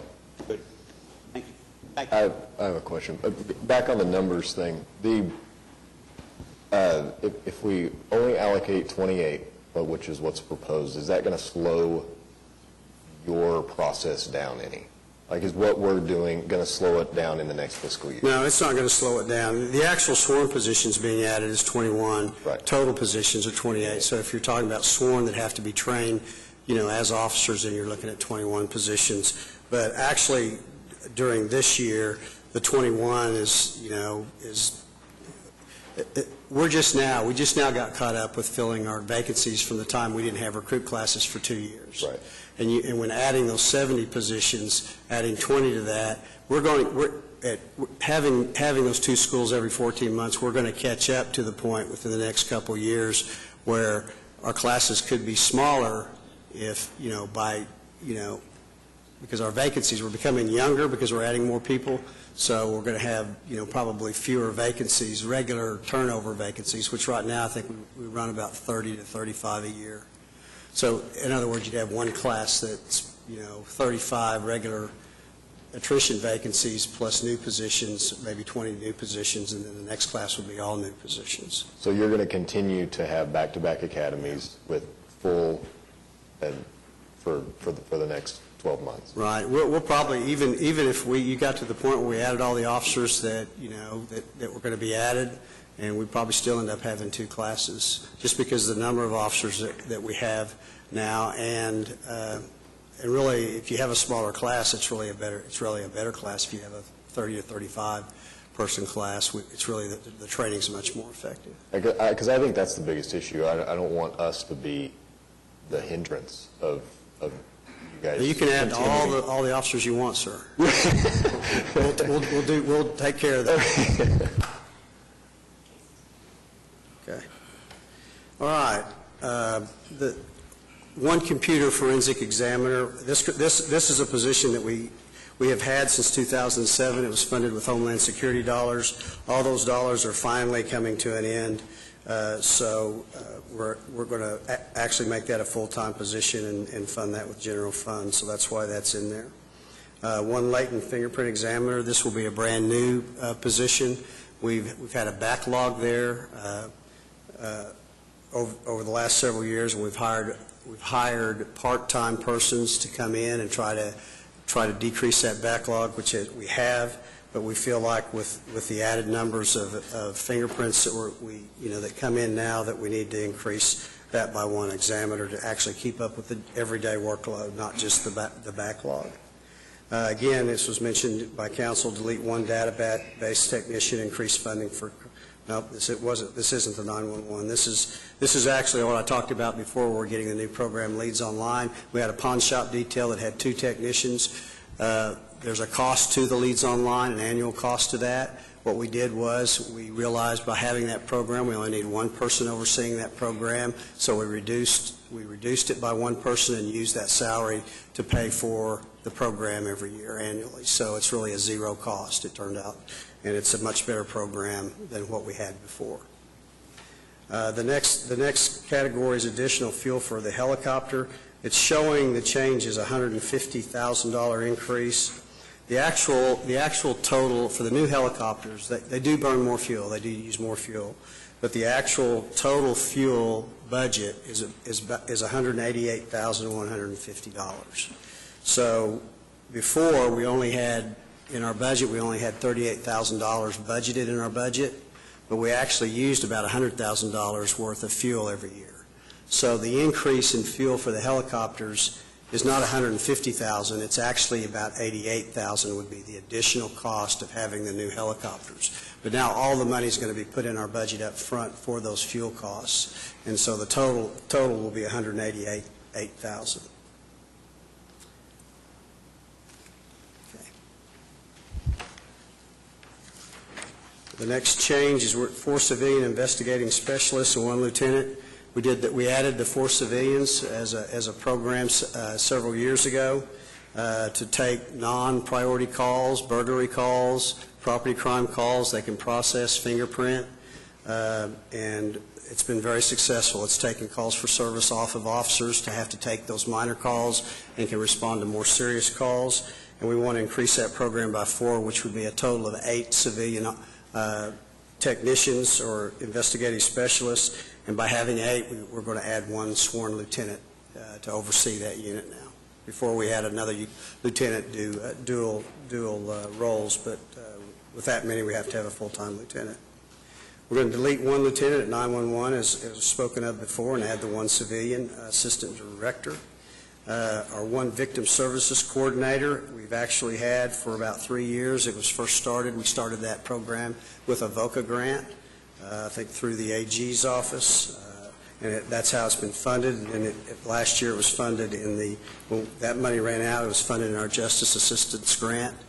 And now what we want to do is we want to budget it as a full-time position. It will still be paid at this time out of Justice Assistance Grant, not general fund, but we do want to make that a permanent position rather than a grant-funded position.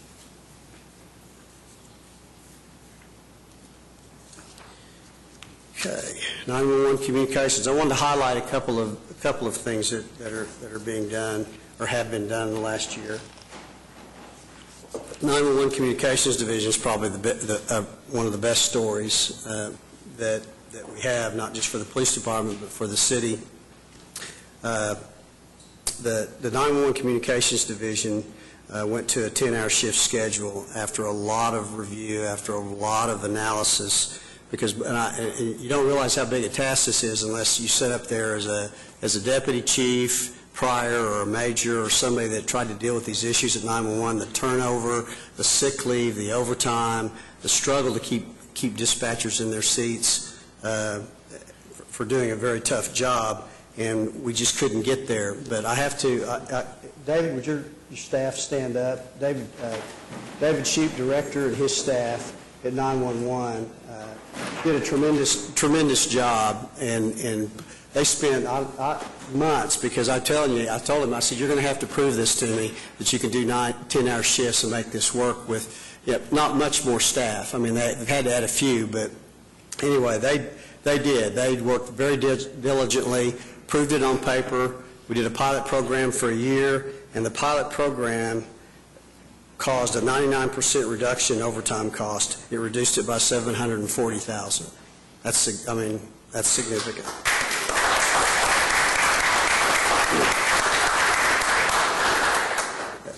We have a 34% reduction in sick leave.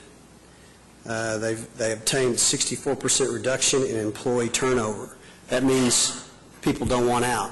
They like the job, because it is a stressful job. It gives them the 10 hours a day, but it also gives them more days to recover in between time, and I think that's been significant. And one thing that is no less significant is that they were able to provide 2,355 hours of in-service training to their 911 employees. Prior to that, zero training, zero ongoing training, because you couldn't take them out of the seat to train them. With the overlap and some of the 10 hours, it gives them time to have training sessions, to update them, and train those employees on an ongoing basis. So I think it's such a huge success rate that I wanted to highlight it for you all and also all the employees over at 911. Our gang violence reduction, again, I think we had significant strides last year in 2013. I'll knock on some wood, and it continues. We continue with our summer gang initiative. We've had that since 2007. That means during certain peak times in the summer, we pull officers from the divisions to specifically target some of the gang areas and gang issues, because our drive-bys go up, everything goes up with gangs, and we're continuing that. We have not changed that. We're overtime target zone enforcement, which is using the overtime that from the vacancies that we have and the positions that you added, as we spoke about before. The creation of the Violent Crime Task Force. We have a multi-agency task force that consists of the FBI, United States Attorney's Office, Oklahoma County District Attorney, different entities within OCPD, including the FACT program. So it's a number of entities that are actually involved in that. I guess it's Homeland Security. I guess I was reading the wrong one. Homeland Security, FBI, County DA, some of the same people, and Oklahoma State Probation and Parole. Then addition of a day shift to the gang unit, like I talked about before. 7 of the 21 positions is going to go to make that a permanent unit. A call-in of gang members on probation. You know, I was skeptical at first, and we looked at some other cities that were doing it. But basically, the call-in is unique in that we take violent gang members coming straight out of prison. We coordinate with the Department of Corrections, their probation and parole. We set up a meeting. We actually have a meeting. It's voluntary, but we have around 30, maybe 30 of them that show up, gang members. And the entities that work with them and talk to them is the FBI, United States Attorney, Oklahoma County District Attorney, representative of our FACT unit, Waylon Cubitt, the mother of a victim of a gang violence who speaks about her loss. The Star Foundation has an at-risk mentoring program that we utilize. And then we have a former gang member who speaks about his successes in life. The Urban League's involved with helping find jobs. And then we have several Oklahoma City faith-based representatives, again, as well as the Department of Corrections. And we're all in the same room. We meet. We've got social services on one side. We talk to them on the other. We give them the opportunity to access social services. Says we want to help you. We want to keep you out of that life of crime and gangs. But if you don't, here we are on this side, and we're eager to put you back in jail. And it's amazing, the gang officers, after we do these call-ins, it's amazing how they say that the activity drops significantly. And what it does is it impacts more than just those individuals, because we talk about their connections, we know who their other gang members are, who their associates are, and we know how to find them. On top of that, we also work with DOC and Probation and Parole, and our gang officers will go to the ones that participated, go to their home, knock on their door, and check to see how they're doing, and seeing if they live there, you know, and what they're doing. So they know we're watching them, and at the same time, we're offering them all those services that we have there ready to help them. Chief, I've heard positive results from that, from the community as well as the Department of Corrections. So, job well done. Yeah, that effort. It's turned out to be a pretty good program. We've had two of those meetings so far.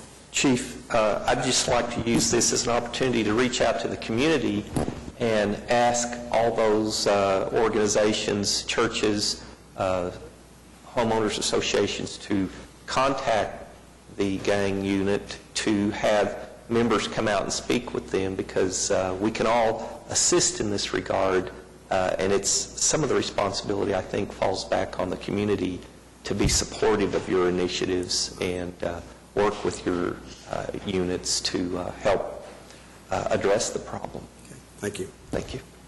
This, again, I spoke about it before, civilian investigation specialist, so I won't go into a lot of detail. Again, it's been successful, and again, we're adding the 4 positions and 1 lieutenant.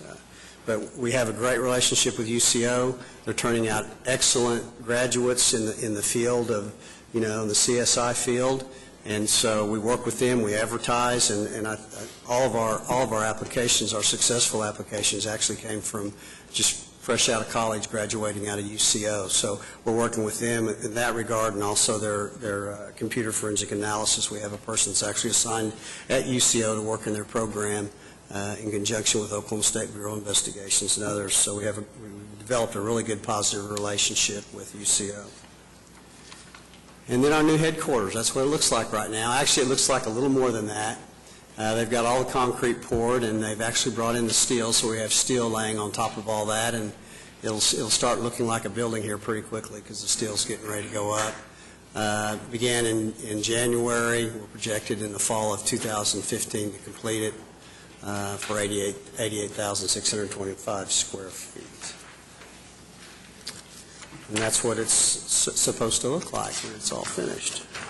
New Southwest Briefing Station. It's supposed to be done this summer, finished this summer again, and that's where it is in its state of construction right now. And it's like I said, it's due to be completed. It's at 54th and Portland, approximately 10,800 square feet, and eventually we'll have the air support unit on that same location. Eventually, at some point, when we have to leave the airport. That's the plan, anyway. Any questions? Questions for Chief? Questions. David? Just a comment in regards to all the discussion about finding ways to increase the number of police officers. I would throw this out just as a simple idea to consider. The economists a couple months ago when we met suggested we may have an increase in revenue of 4 to 6%. I've yet to see a projection hold true despite their best efforts, and so we're coming in with an overall budget increase of about 3.5%, which I think is sound. I really do. However, if, say, 6 months into next year, we see that we're exceeding that, perhaps at that time, say in December, if it works with the scheduling of the classes, we could maybe reconsider the numbers, go into it for 6 months with the proposal, and then if those revenue projections are as good as what some people are anticipating, then perhaps revisit it in December, and also look at other positions, maybe with the firefighters or other requirements. So just an idea. I know it's very simple, but I'm just throwing that out there. Should the economists be correct with their projections? Thank you. Mm-hmm. Any other comments or questions for the Chief? All right. Thanks, Bill. Next up is the Fire Department. Chief Bryant. Chief, Fire Department has been providing some resources up to the Logan County wildfires over the last couple of days, and I know that they're monitoring that situation very, very closely. Not at the current time, but again, about 8 units Sunday and about 3 yesterday, assisting with that. In the same regards to the city manager, I think we had our helicopter unit up there also doing some help. Well, and the police department had some other resources. And I think that's good. We kind of got into a little isolation mode the last couple of weeks about just protecting our own territory, not looking, wanting people ever to live in this area or to get the incentives, et cetera. I think we need to reach out like they did, and I think congratulations to the staff that did that. Good. Morning, Mayor and Council, and it's good to be here this morning to present and discuss the Fire Department's proposed fiscal year 2014-2015 budget. We're on page 177 of your budget book, and while you're getting there and turning to that page, I have members of my staff with me here. I'm sure they're becoming familiar to you, but Deputy Chief of Support Services, Mark Woodard, Deputy Chief of Fire Prevention Services and the City's Fire Marshal, Chief Kelly Sawyers, and Deputy Chief of Operations, Cecil Clay. I'd also like to recognize Phil Sype, president of our firefighters union, who's brought members of his executive board with him this morning. And Clint Regier, our business manager, who's done a lot of work in preparing our budget in this presentation. The mission statement of the Oklahoma City Fire Department is to provide emergency response, fire prevention, and public education services to the Oklahoma City community so they can have their lives and property protected. And again, that's been our continued mission statement for many years now. Our major department issues are reducing fire fatalities and property loss. And what we see is because of a lack of awareness and application of personal safety measures by residents that could result in fire fatalities, injuries, and property loss. Chief, may I interrupt you for a second? Yes, sir. Ask a question, and I apologize for my denseness, but on the strategies under issue 1, the last one is to provide online pre-inspection checklist. Can you tell me what that is? Excuse me, could you repeat that? I'm sorry. My voice went away. On the strategies under issue 1, the last one says provide online pre-inspection checklist.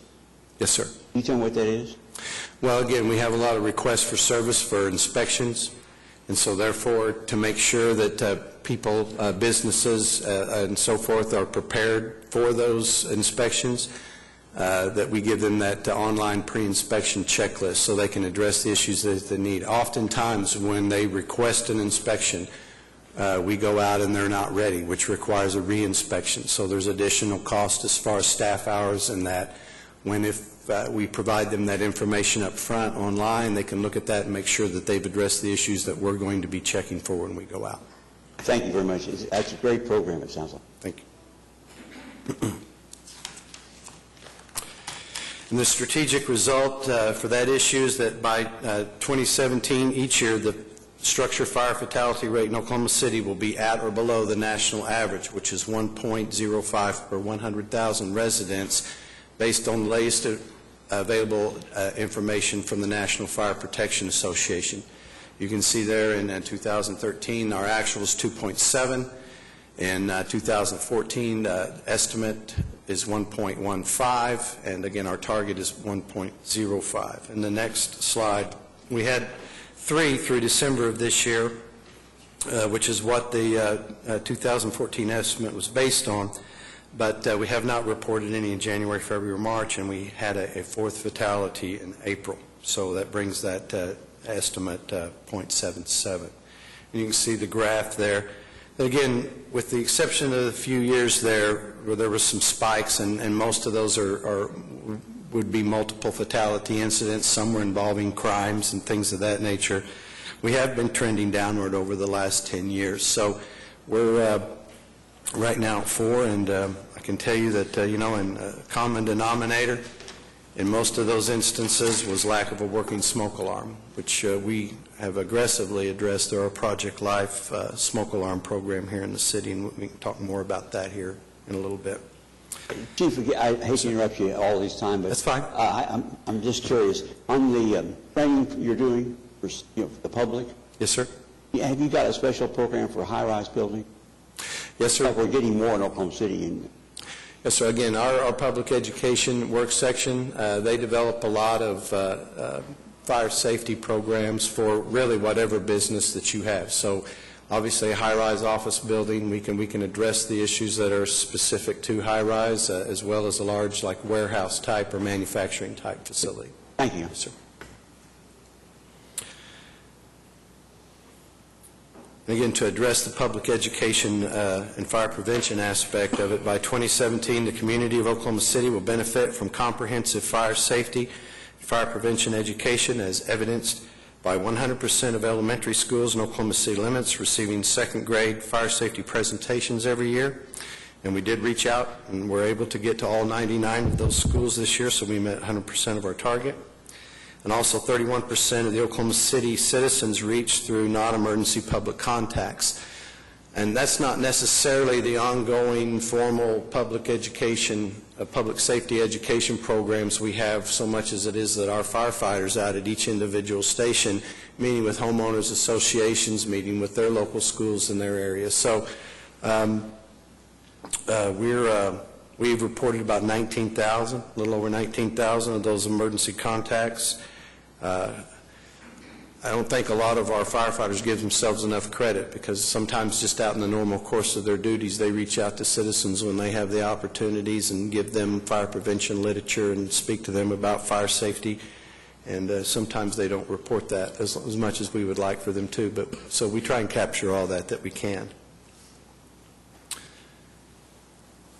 Another one of our department issues is increased service demand, and that by population growth, development, and changing demographics, coupled with the increasing role that we have in EMS delivery, emergency medical services delivery, we will lead to growing demand on fire department services and resources, which, if not addressed, could result in increased response times, leading to property loss and deterioration of the patient condition, and increased delays in delivering other services.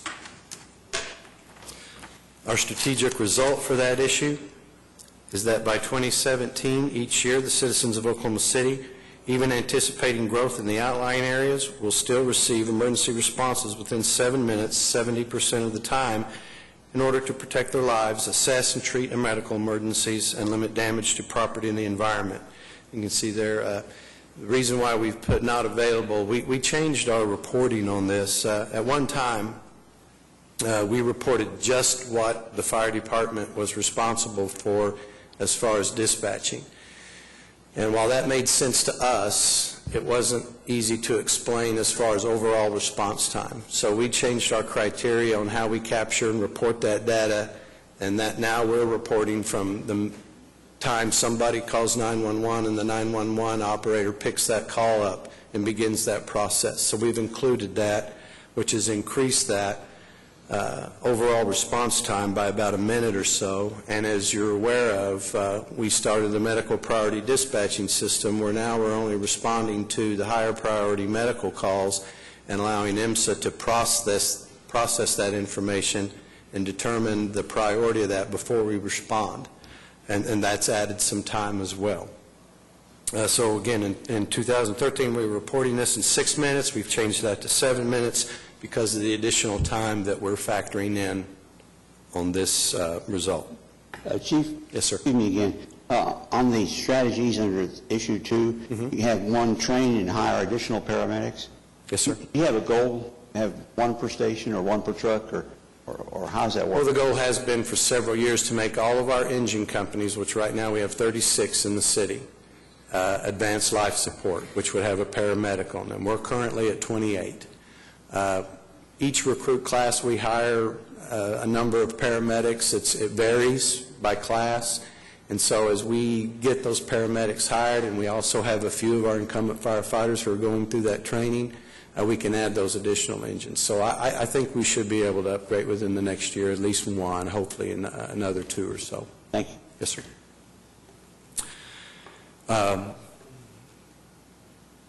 And so our 2014 estimate is 60%, and the 2015 target would be, again, 70%. Another one of our issues is the age and condition of our facilities, and that a growing number of our stations and other facilities do not meet the needs of modern fire service, which will result in increased facility maintenance cost and a diversion of resources from direct services to the public. Excuse me, Chief, Yes, I just sir. wanted to point out that fire station's in Ward 7. I had the Yes, sir. opportunity to visit that fire station several times, and it is most definitely aging. Yes, sir. Station 12, I believe, is in that about 40-year-old range. Yes, sir. To address this issue, last year you approved us to go out and hire a consultant to do an assessment of all of our facilities and basically identify what our needs are. Does that station need to be rebuilt, or could that station be okay with a major remodel, and prioritize that? We've selected a consultant, but we're still in negotiations with them. We don't have a contract with them as yet because we're still working through the cost of that and the scope of the work, and so hopefully we'll be able to complete that here within the upcoming year. Chief, one more quick question. Yes, sir. Do you need your own helicopter? Do I need my own helicopter? The fire department. You would like one, I'm sure. Can I answer that? But, you know, it seemed like during the grass fire stage, we use helicopters to dump water. Correct. And there's always a lag between the time we can get the helicopters for the National Guard on the scene. If you had your own helicopter that was designed specifically to be a tanker helicopter, yes, sir, that'd be a good solution. That'd be a wonderful solution. How much, have you got an estimate how much that would cost? I don't have an estimate of that. I can tell you that we have addressed that with the recent police department helicopter purchases. I believe that the increased size of the power of those helicopters we've discussed do have the capability of dropping small amounts of water. So we're going to look into that. So maybe we can use those resources. We usually get pretty good support from the military on that. Again, there is sometimes a lag time, and if there's another major incident going, that sometimes they're tied up with that. But in most cases, we can get those assets pretty quickly, independent on the conditions, if they can even get airborne in some cases. But we have looked at that, and hopefully we have something here locally where we could do something very initially and quickly with the helicopters that the police are purchasing. So we added $150,000 to the fire sales tax fund for the fire facilities assessment, and we also added another $150,000 annually to facilities maintenance budget for our current facilities. What you see there in that picture is a rendering. Fire Station 26, and just kind of wanted to mention that while I'm on there. That would be the first of the 2007 general obligation bond projects that we will be opening, and so that's an additional station than what we have now. Should be operational, I think, about May 21st, and we're planning more of a grand opening type ceremony probably first of next month in June. So hopefully you all come out and as we open that facility. It's very nice, modern facility in the southwest part of the city. To look at our budget by funding source, you can see the majority of our budget, $93.1 million, is in the general fund. The other major portion of that is the fire and police public safety sales tax at $41 million, and then MAPS 3 use tax at $8.6 million, city and schools capital use tax. The MAPS 3 and city schools funds, some of that is used for capital as far as buildings, but primarily, as in the case with the MAPS 3 use tax, is a fleet replacement, which makes the total of all funds proposed for 2015 $133.7 million. Major budget changes. We're going to add a uniform code enforcement inspector. Last year, we saw a sharp increase in the number of requests for services as far as new construction permits and inspections. The demand really put us outside of our normal 3 to 5 day turnaround that we like, and more toward the 10-day type. And some of you may have got calls about that. I understand that. So we addressed that in the interim last year by putting temporarily increasing that. We also added a civilian plan reviewer to make sure that we go through those plans review process a lot more quickly. We've had those positions in place now for a little while, a few months, and again, we are keep up with that demand and make sure that we process in the shortest amount of time for those people that are trying to open businesses and so forth. We're proposing to make those permanent in the next year's budget. The addition of 4 firefighter positions for Engine 51. Engine 51 is the additional engine that we have at headquarters station here at 5th and Chartel.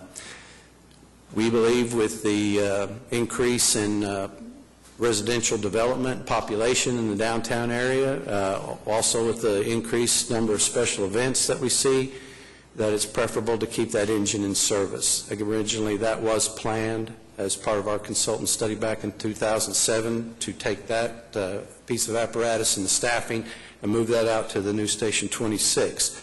We believe that if we add these 4 positions, which is the minimum amount we think we need to have to do this, we can not only open up Station 26 like is proposed to be, and have it staffed, but again, maintain Engine 51 in service at the headquarters station. We're also proposing to add a wellness program sergeant. We've had a very good beneficial wellness, health and wellness program for several years now, over 10 years, and I think that's done it's been a big benefit to our firefighters as far as having a workout program for them. We assess their overall health every year, and it also provides for an annual physical exam. Again, I think this is a big benefit. It gives me as the fire chief an idea of where we are health-wise among our members, things that we need to address to make sure that they're fit and able to do the work that we require them to do and provide the best services to our citizen. We've had a coordinator over that program for all these years. It was a special assignment. So we're wanting to make this a permanent position, which would return that special assignment back to the field, and again, have somebody over that program full-time in the sergeant or lieutenant rank. We also removed the construction budget for Fire Station 26. We added $1.1 million last year from the Fire Sales Tax Fund to complete the Station 26 project. The project's completed, so we need to remove that from this year's or the upcoming budget. And under vehicle replacement, $5 million. The impact of those budget changes to operations, and I went over this a little bit already, but again, Engine 51 remains in service and allows us to maintain good, adequate coverage here in the downtown area with the special events, and again, for the increase that we've had in residential development and population. The code inspector and plan reviewer, again, allows us to keep up the increased demand in code compliance program. Chief, I just really want to thank you for your nimbleness and flexibility in looking at all these things. You know, when we do plans, a couple of years, Yes, ma'am. the way the community changes is really significant, and so I appreciate your willingness to take a hard look at that. Absolutely, and it's something we took a look at about 6 months ago because we knew this was coming up, and looked at our latest data, and back when the consultant did the report, the number of calls that Engine 1 and Engine 51 making, even though we've reduced them by about 22% with the medical priority dispatch program that we've been doing here the last few months, we were still beyond the number that the consultant recommended as far as the decision point whether to move that engine, that extra engine out there or not. So we were still above that, and of course we're still continuing to increase. Caveat to that might be that we have 2 additional stations that we'll have to staff as part of the 2007 bond program, and depending on revenue growth in the future, you know, that might have to be an option in the future, but for now I think we're good in keeping that engine while we open up the new station. Chief, Yes, sir. I have a question about, and it revolves around the decision about Engine 51. Originally, that was going to be moved to the new southwest area. Yes, sir. But some of the things that flowed from that discussion had to do with the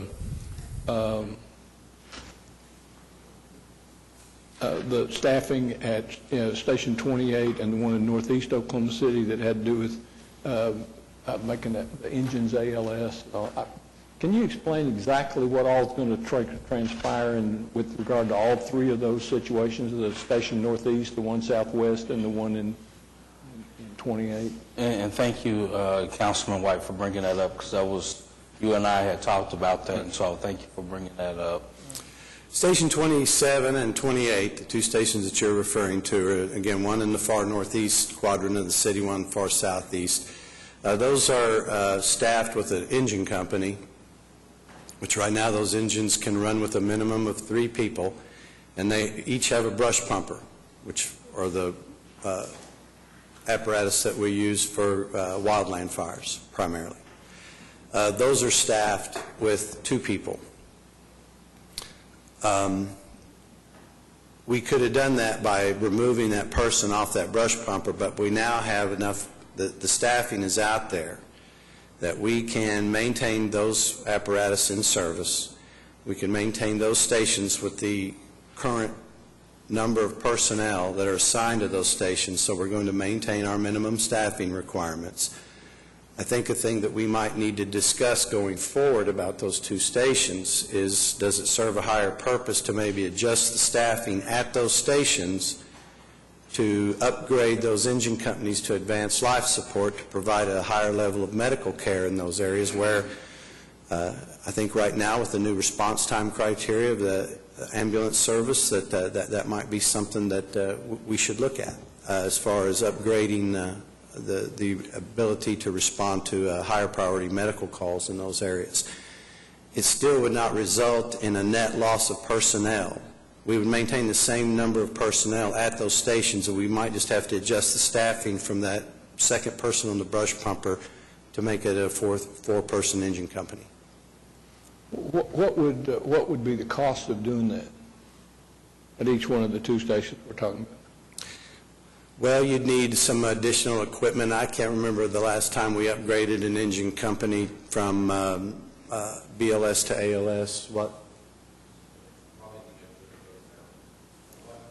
How much? Just equipment-wise, we'd probably need about $30,000 to make. But we had that in the fire sales tax fund because our ALS program is funded by the fire sales tax fund. So to make that happen, what's the process? Basically, we would just put the additional equipment necessary to provide advanced life support on that those engines. If it's only $30,000, did you say $30,000? Is that what I heard you say? Approximately, yes, sir. Why don't we just do that? I mean, we have reduced. I mean, living out there, I'm very familiar with that part of the situation. Yes, sir. I mean, once we reduce the required response times by IMSA, I mean, you guys are it. I mean, when you get there is when it's going to make a difference. So, I mean, for only $30,000 for those two stations, it seems to me, Correct. We ought to just include that. I mean, if it was $300,000, but $30,000 is just. The availability of paramedics obviously is another issue, and Councilman Ryan brought that up. And so I believe, like I say, right now we could possibly do one. I may have to see the next recruit class and the number of paramedics we have to see what we can go forward with. I'll also remind you that it's been council's direction ever since we've had the ALS program to do that by the busiest engine as far as total number of calls in that order.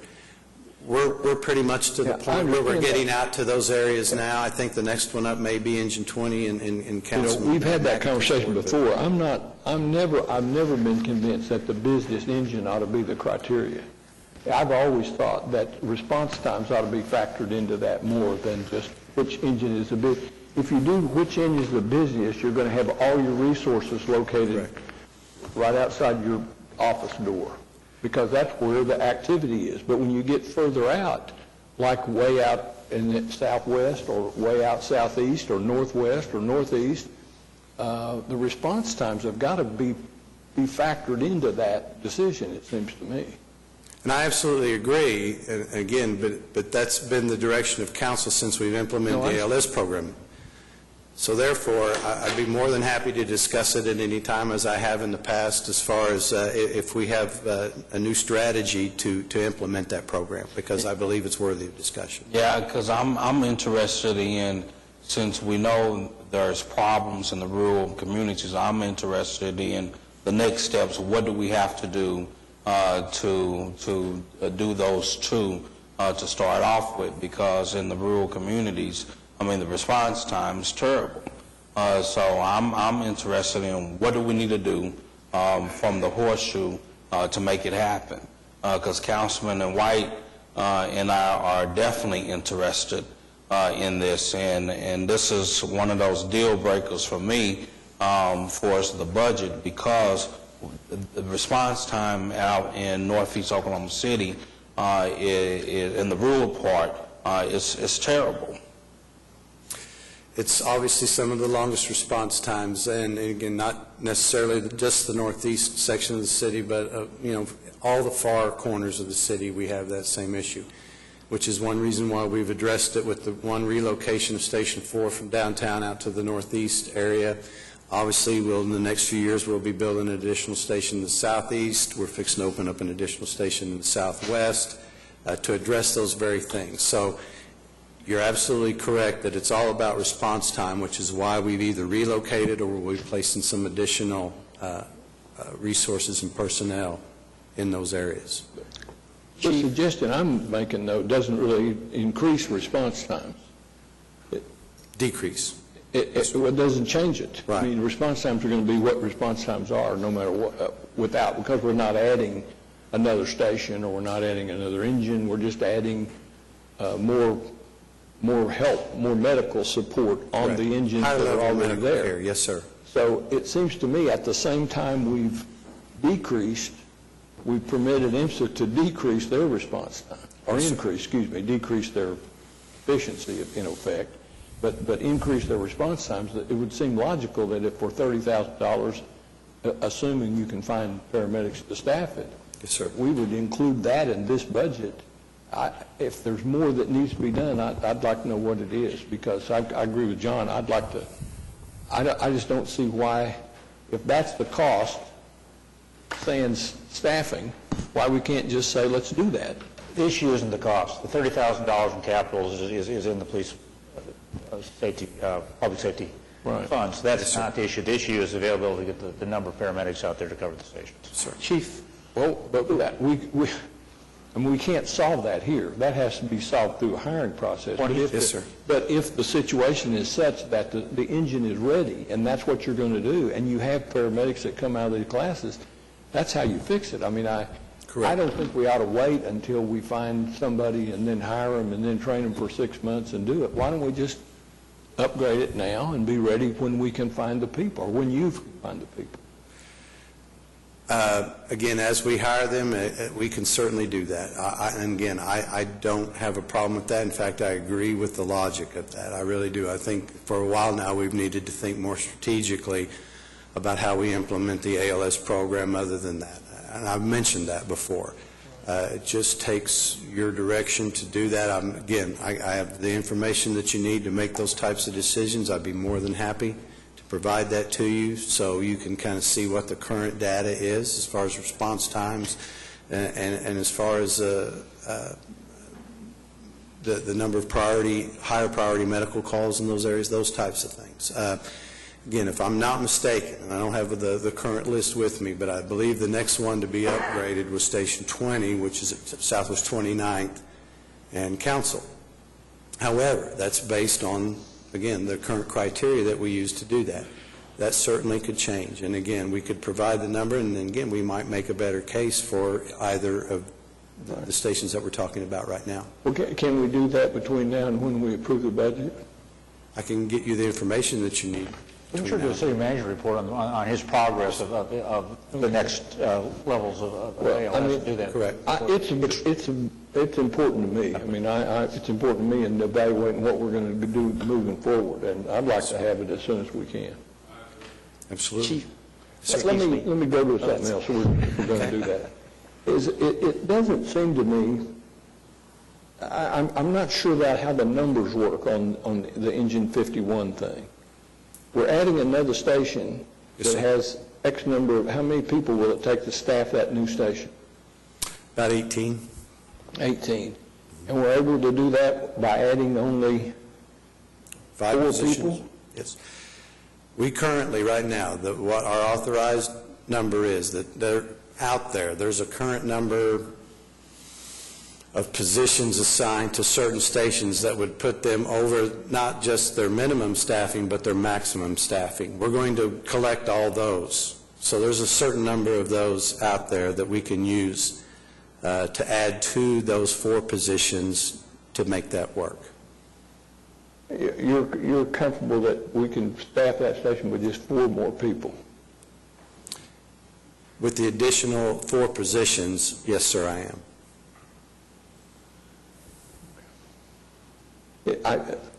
The math just doesn't. Well, you need 18. the math doesn't work out. If you just look at it from those additional 4 positions,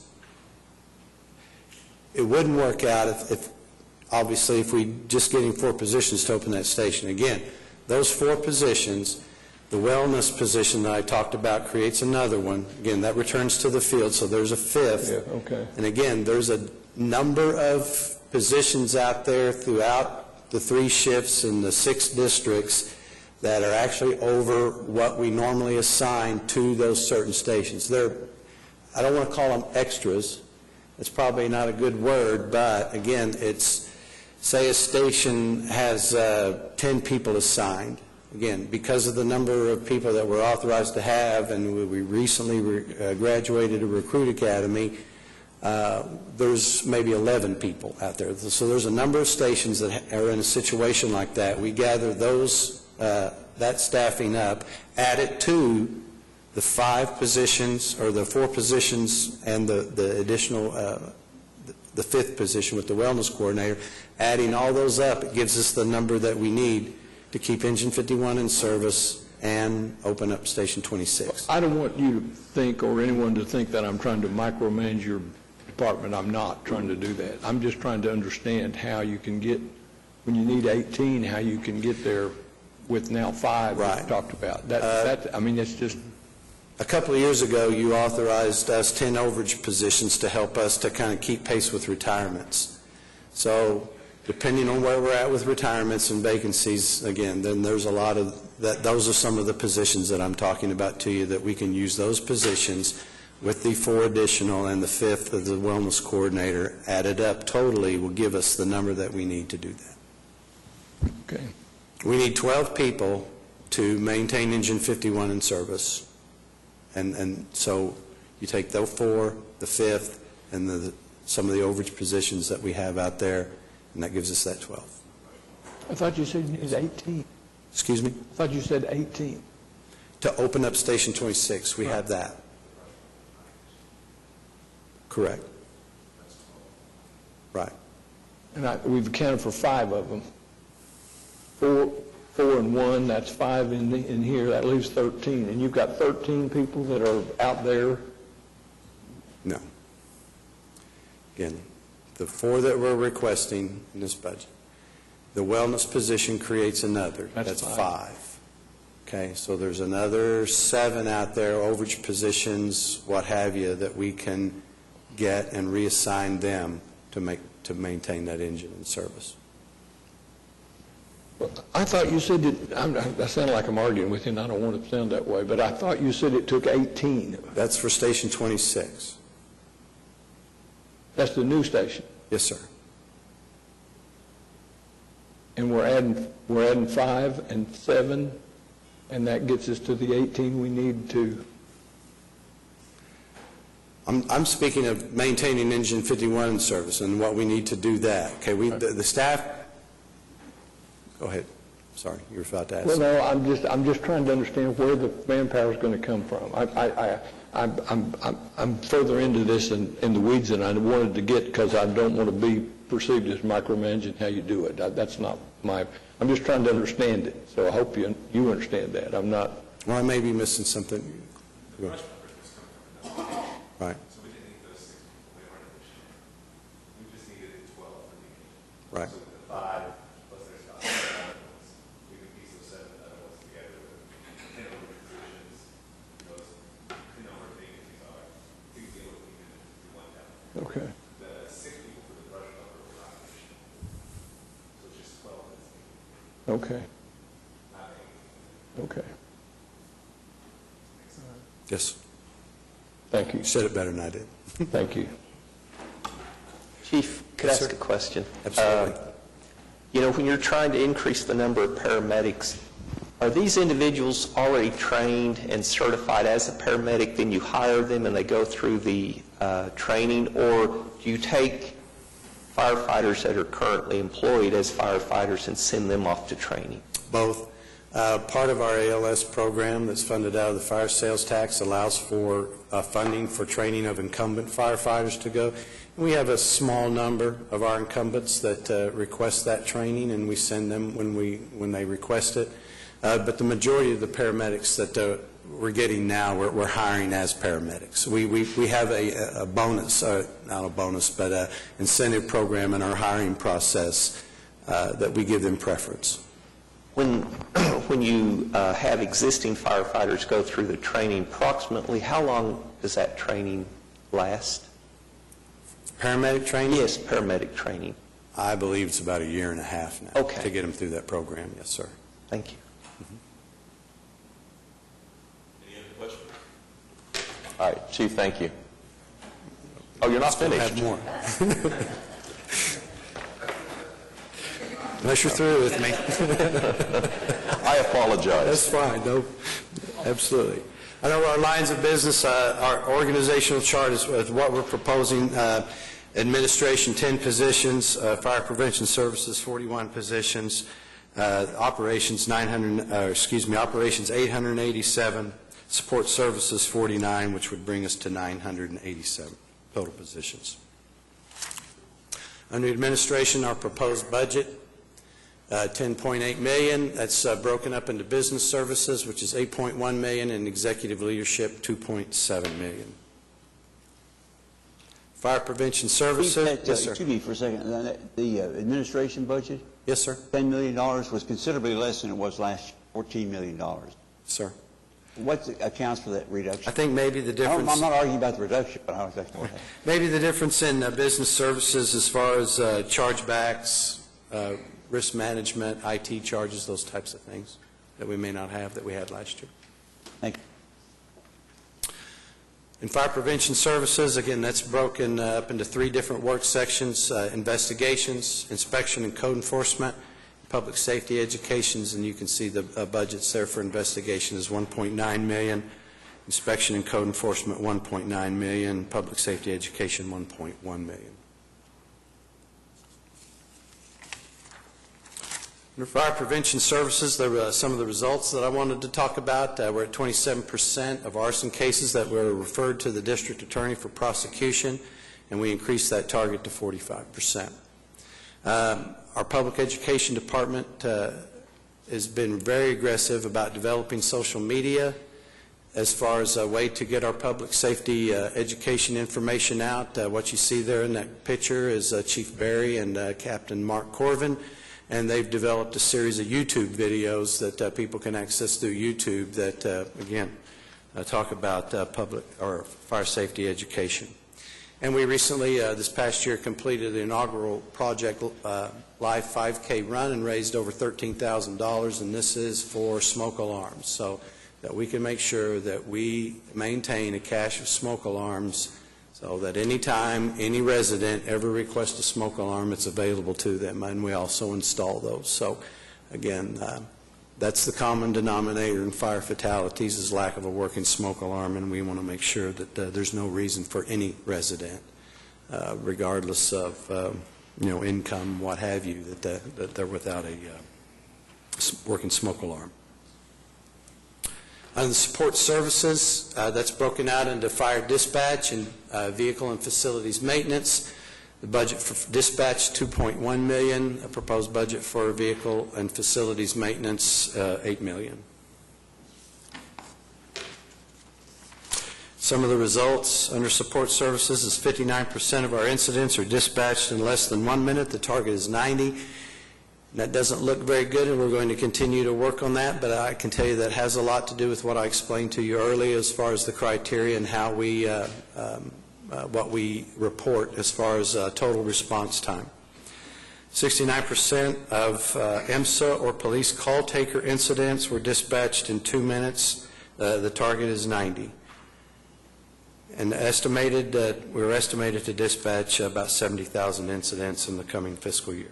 Or the current fiscal year. Some additional results from support services is frontline fire apparatus available 92% of the time, and the target was 70, so we're doing well there. Completed approximately 1,400 fleet work orders in fiscal year 2014, and completed approximately 800 facility work orders in the same year. Under operational services, the proposed budget's $107.9 million, and that's broken down into emergency medical services, $72 million, fire suppression, $12 million, operations training, $22 million. The results under operational services, we respond to fire incidents in 5 minutes, 60% of the time. The target is 70, so we're working on that and getting better. responding to EMS incidents in 5 minutes or less 63% of the time. The target is 70, so we're close to the target on that. 73% of structure fires contained a room of origin. Target is 65, so we're doing very well in that area. And again, to me, that has a large economic impact as far as property loss is concerned. And estimated to respond to about 2,500 fire-related incidents. Also want to point out, before I move on to the next slide, I don't know how many of you saw, but recently the National Association of EMTs reported that Oklahoma City was still number 2 in cardiac arrest survival rate in the nation. A lot of that has to do with our system here and the way we address that, and a big component of that is citizen CPR.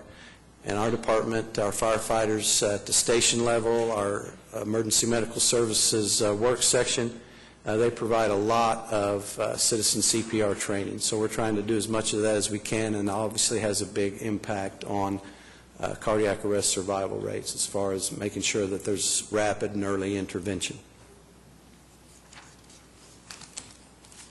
With that, that concludes my report. Again, I appreciate your continued support, and again, it's a pleasure and an honor to serve. We have a great department, very progressive department. As probably one of the older generations of our department now, my ego and my inclination is to say that the younger folks don't do it as good as I did, but I can tell you that they do it even better than they do it, and what's most impressive to me is they do it a lot smarter. And I know that they're proud to serve as well. So again, we appreciate the support that we get from the council. Chief, I agree with that. I think you've got a tremendous fire department, and it's all as a result of the people that are working there. 73% of the structural fires are contained to the room of origin, and the target was 65, which is good. The 2 previous ones where the actual response is below the target response for both fire and IMSA. Yes, sir. Is that due to those that extend the time, are those mainly in the rural parts of the city? And would you say if you concentrated, let's say, on the core part of the city, you would fall within your target? Absolutely. I mean, again, down here where we're standing right now, we probably were well over that target as far as response time, because you're talking 3 and 4 minute response times. Right.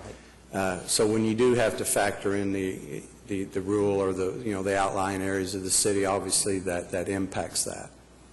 Okay. And again, another reason why we've addressed that back in 2007 in the bond issue with the 3 additional stations. And so I think as we bring those online, it'll have an impact on that. But again, increased service demand also impacts it, and it's just something that we have to deal with and make sure that we deploy our resources in the best way we can, most effective way we can. Thank you. Yes, sir.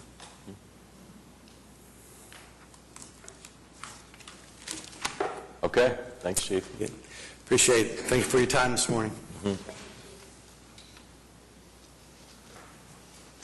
We'll adjourn the Finance Committee and reconvene the council meeting. We have items from council. Pat, do you have anything for us today? Just a comment and a question. The comment is, I hope there are a lot of people watching this, because I think our public safety people, all the city employees are a real benefit to the citizens of Oklahoma City. They don't understand all the time how good the city is run and how effective our departments are. IT, fire, and police, all of them are good. And I think that's important.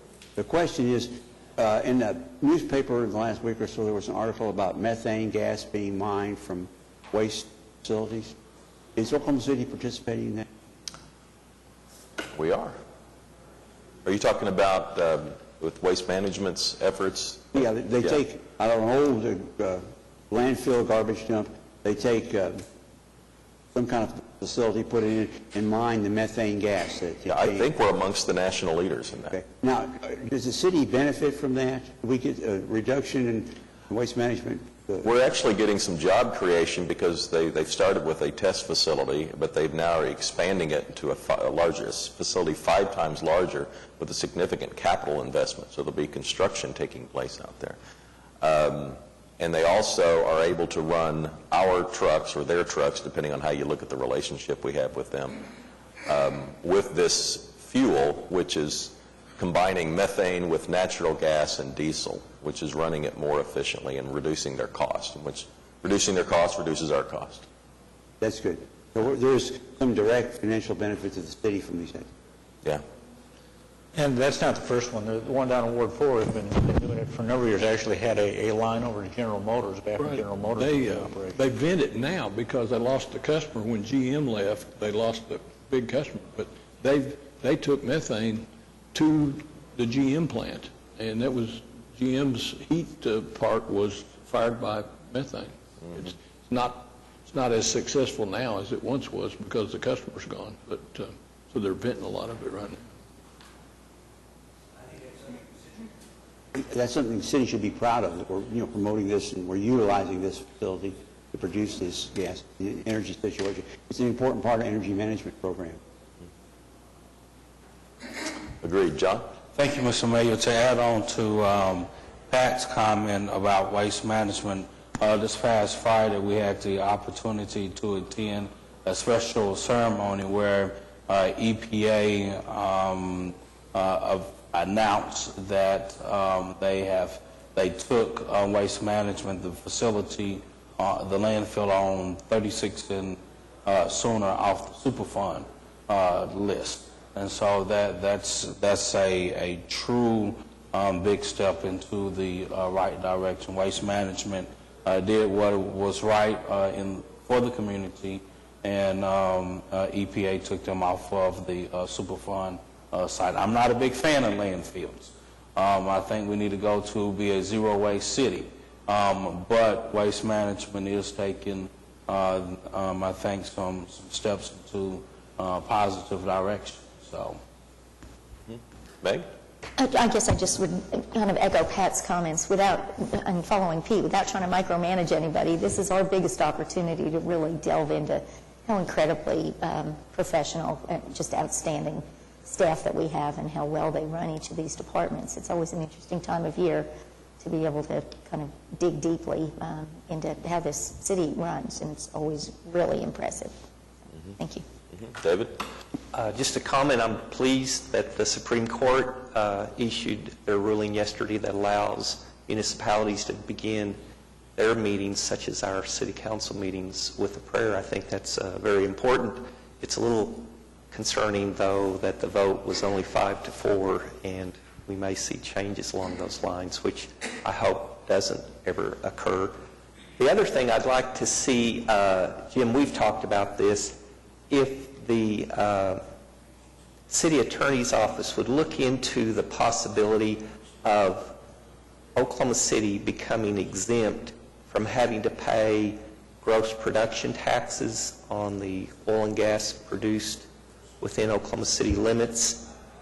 I think it's an issue that we should at least explore. Now, I don't think there's a statute in place currently that exempts municipalities from being subject to gross production tax on the revenue generated within the city limits.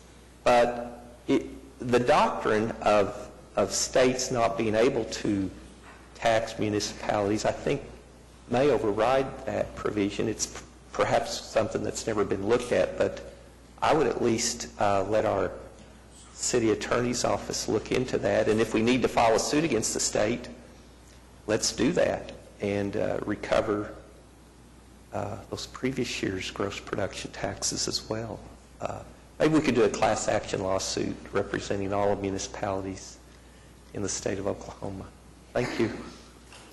A couple of things. One, I want to echo the comments about what a good job I think the public safety people did and how well those budget presentations were made. I thought they were excellent, and it really is an opportunity for us to interact with them, and I appreciate that opportunity. One thing I did not mention to Chief City when he was talking about the part about community outreach, I was attended a couple of sessions at Hayes Elementary School this last week, or the past week, where they had a walkability study, and there was a police officer there, and he was absolutely the star of the show. I mean, the kids really responded to him. It was just really a nice setting. He was there and talked about, because the conversation revolved around walkability, but to a great extent it revolved around feeling safe to be able to walk around in your neighborhood. And it was just a really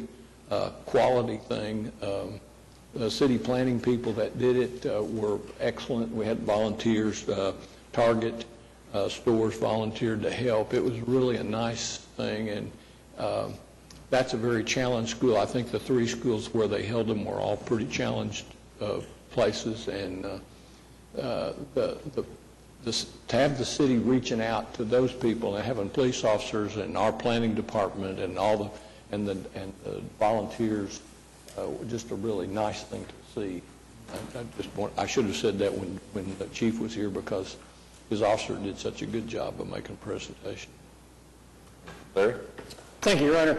I had the privilege of speaking to the South Oklahoma City Chamber of Commerce last week, and coming back to my office, I was able to drive down South May, and, Your Honor, the MAPS 3 sidewalks that are going in are very impressive, and they're making good progress. And I know the residents in that area were very appreciative of the walkability that was developed as a result of that.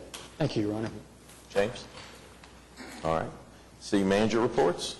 No reports. I just want to point out, when we do the public safety presentations, I mean, I know there's some of those results aren't always positive, but, you know, it is what it is, and we're not, it's not a PR piece when the departments are in doing the presentation. We're trying to identify the issues. The issue statements are not always positive. Actually, all of the issue papers or issue statements are generally negative, and we're very plain about what our results are and what the numbers are and where we've done well and where we haven't done well and we need to work on it and improve. So I know you go through the budget presentation, there are some negative things that are brought out, but it's a very, I think, full and accurate look at what we're doing, how we're using those revenues, which is, you know, over a $250 million, and where we're having good successes and where we need to tweak and do a little bit better.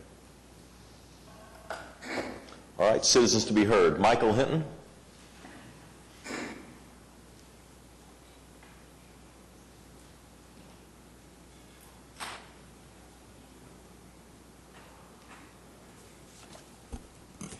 Thank you, Your Honor and Council. Morning, Michael. I'm Michael Hinton, 1729 Northwest 3rd Street, Oklahoma City, Oklahoma, 73106. First of all, I'd like to interject a comment. I'm particularly pleased to have been here to hear the presentation regarding the fire department, and especially aging fire stations. And I often do a walkabout here in downtown Oklahoma City, particularly Northwest 10th and Hudson, Northwest 10th and Robinson, in which I have observed a fire station that is a classic example of aging facility. And in hearing this presentation, Your Honor and Council, I've seen houses on the south side of town that appear to be in better shape than this particular fire station that I've observed. Further, in lieu of renovating these aging fire stations, I think, in my estimation, it would be better just to demolish these old stations and build outright new facilities that would be up to date and the building codes, and it would be cost effective.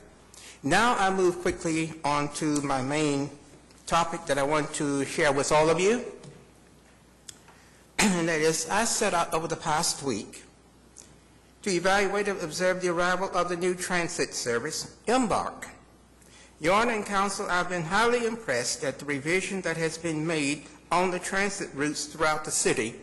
And I brought with me today an innovative little self-help project that I did, in which I compiled a copy of all the routes in the Embark system, organized it by number, and I've been passing this on to other riders that I ride and traverse across the city with every day, in which would be a quick reference guide to them, in which they organize their errands or travel throughout the city. And it's working very effectively. It has very detailed maps on each route that an individual, he or she, can look up and know direction of travel. Further, Unlike the old Metro Transit system, Embark is a more efficient and rider-oriented service that meets the needs of where people want to go, as opposed to traversing neighborhoods, which was counterproductive and wasteful.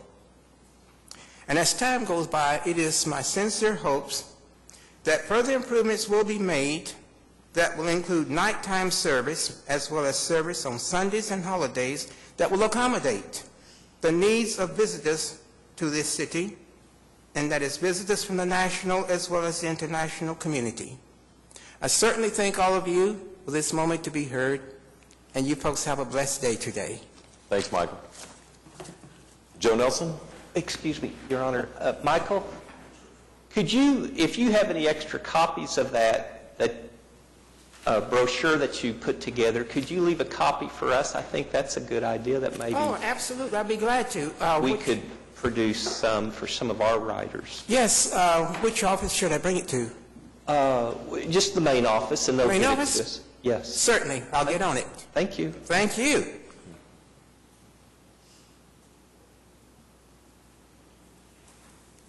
Joe Soares Nelson, Oklahoma City. Mayor, congratulations on your appointment. I know after the election I haven't been here in a while. And to the rest of you, today was a very interesting day. The police department and the fire department, I had a speech that, you know me, I come up and slap hands, take names, and do what I do. I'm not going to do that today. I was very impressed with today. Your Oklahoma City Police Department, your fire department stand above anybody else. You really got to put it right in that category. We're not going to lose any of you all for doing your job, but they can lose theirs for doing theirs. Our fire department especially. I had my feelings hurt a while ago when we gave the applause to the police department. Nothing for the fire department. And we need both. Do not misunderstand. I'm not putting a disrespect there. Next Tuesday, I'll redo my report and take names and come in here and do my usual. But in the meantime, y'all have a fine department. They know what they need. You know what they need. They protect every one of us sitting here. I heard about the northeast side, the southwest from Mr. I do listen. The only thing I have a little trouble with is we're not getting the answers that we really need. But that's neither here nor there. I commend you all for what you do, and I hope you do well. I really mean that. And when I bite on you, I'm deadly serious. But I won't come in here if I don't have my facts. Gentlemen, Mr. Jordan, you sure have changed a lot today. Just meaning a joke. Pete, hope you're doing well. Mr. McAtee, my councilman. Oh, I guess you lost Ed. Y'all ready to go eat, aren't you? I'll see you later. Thanks, Sarge.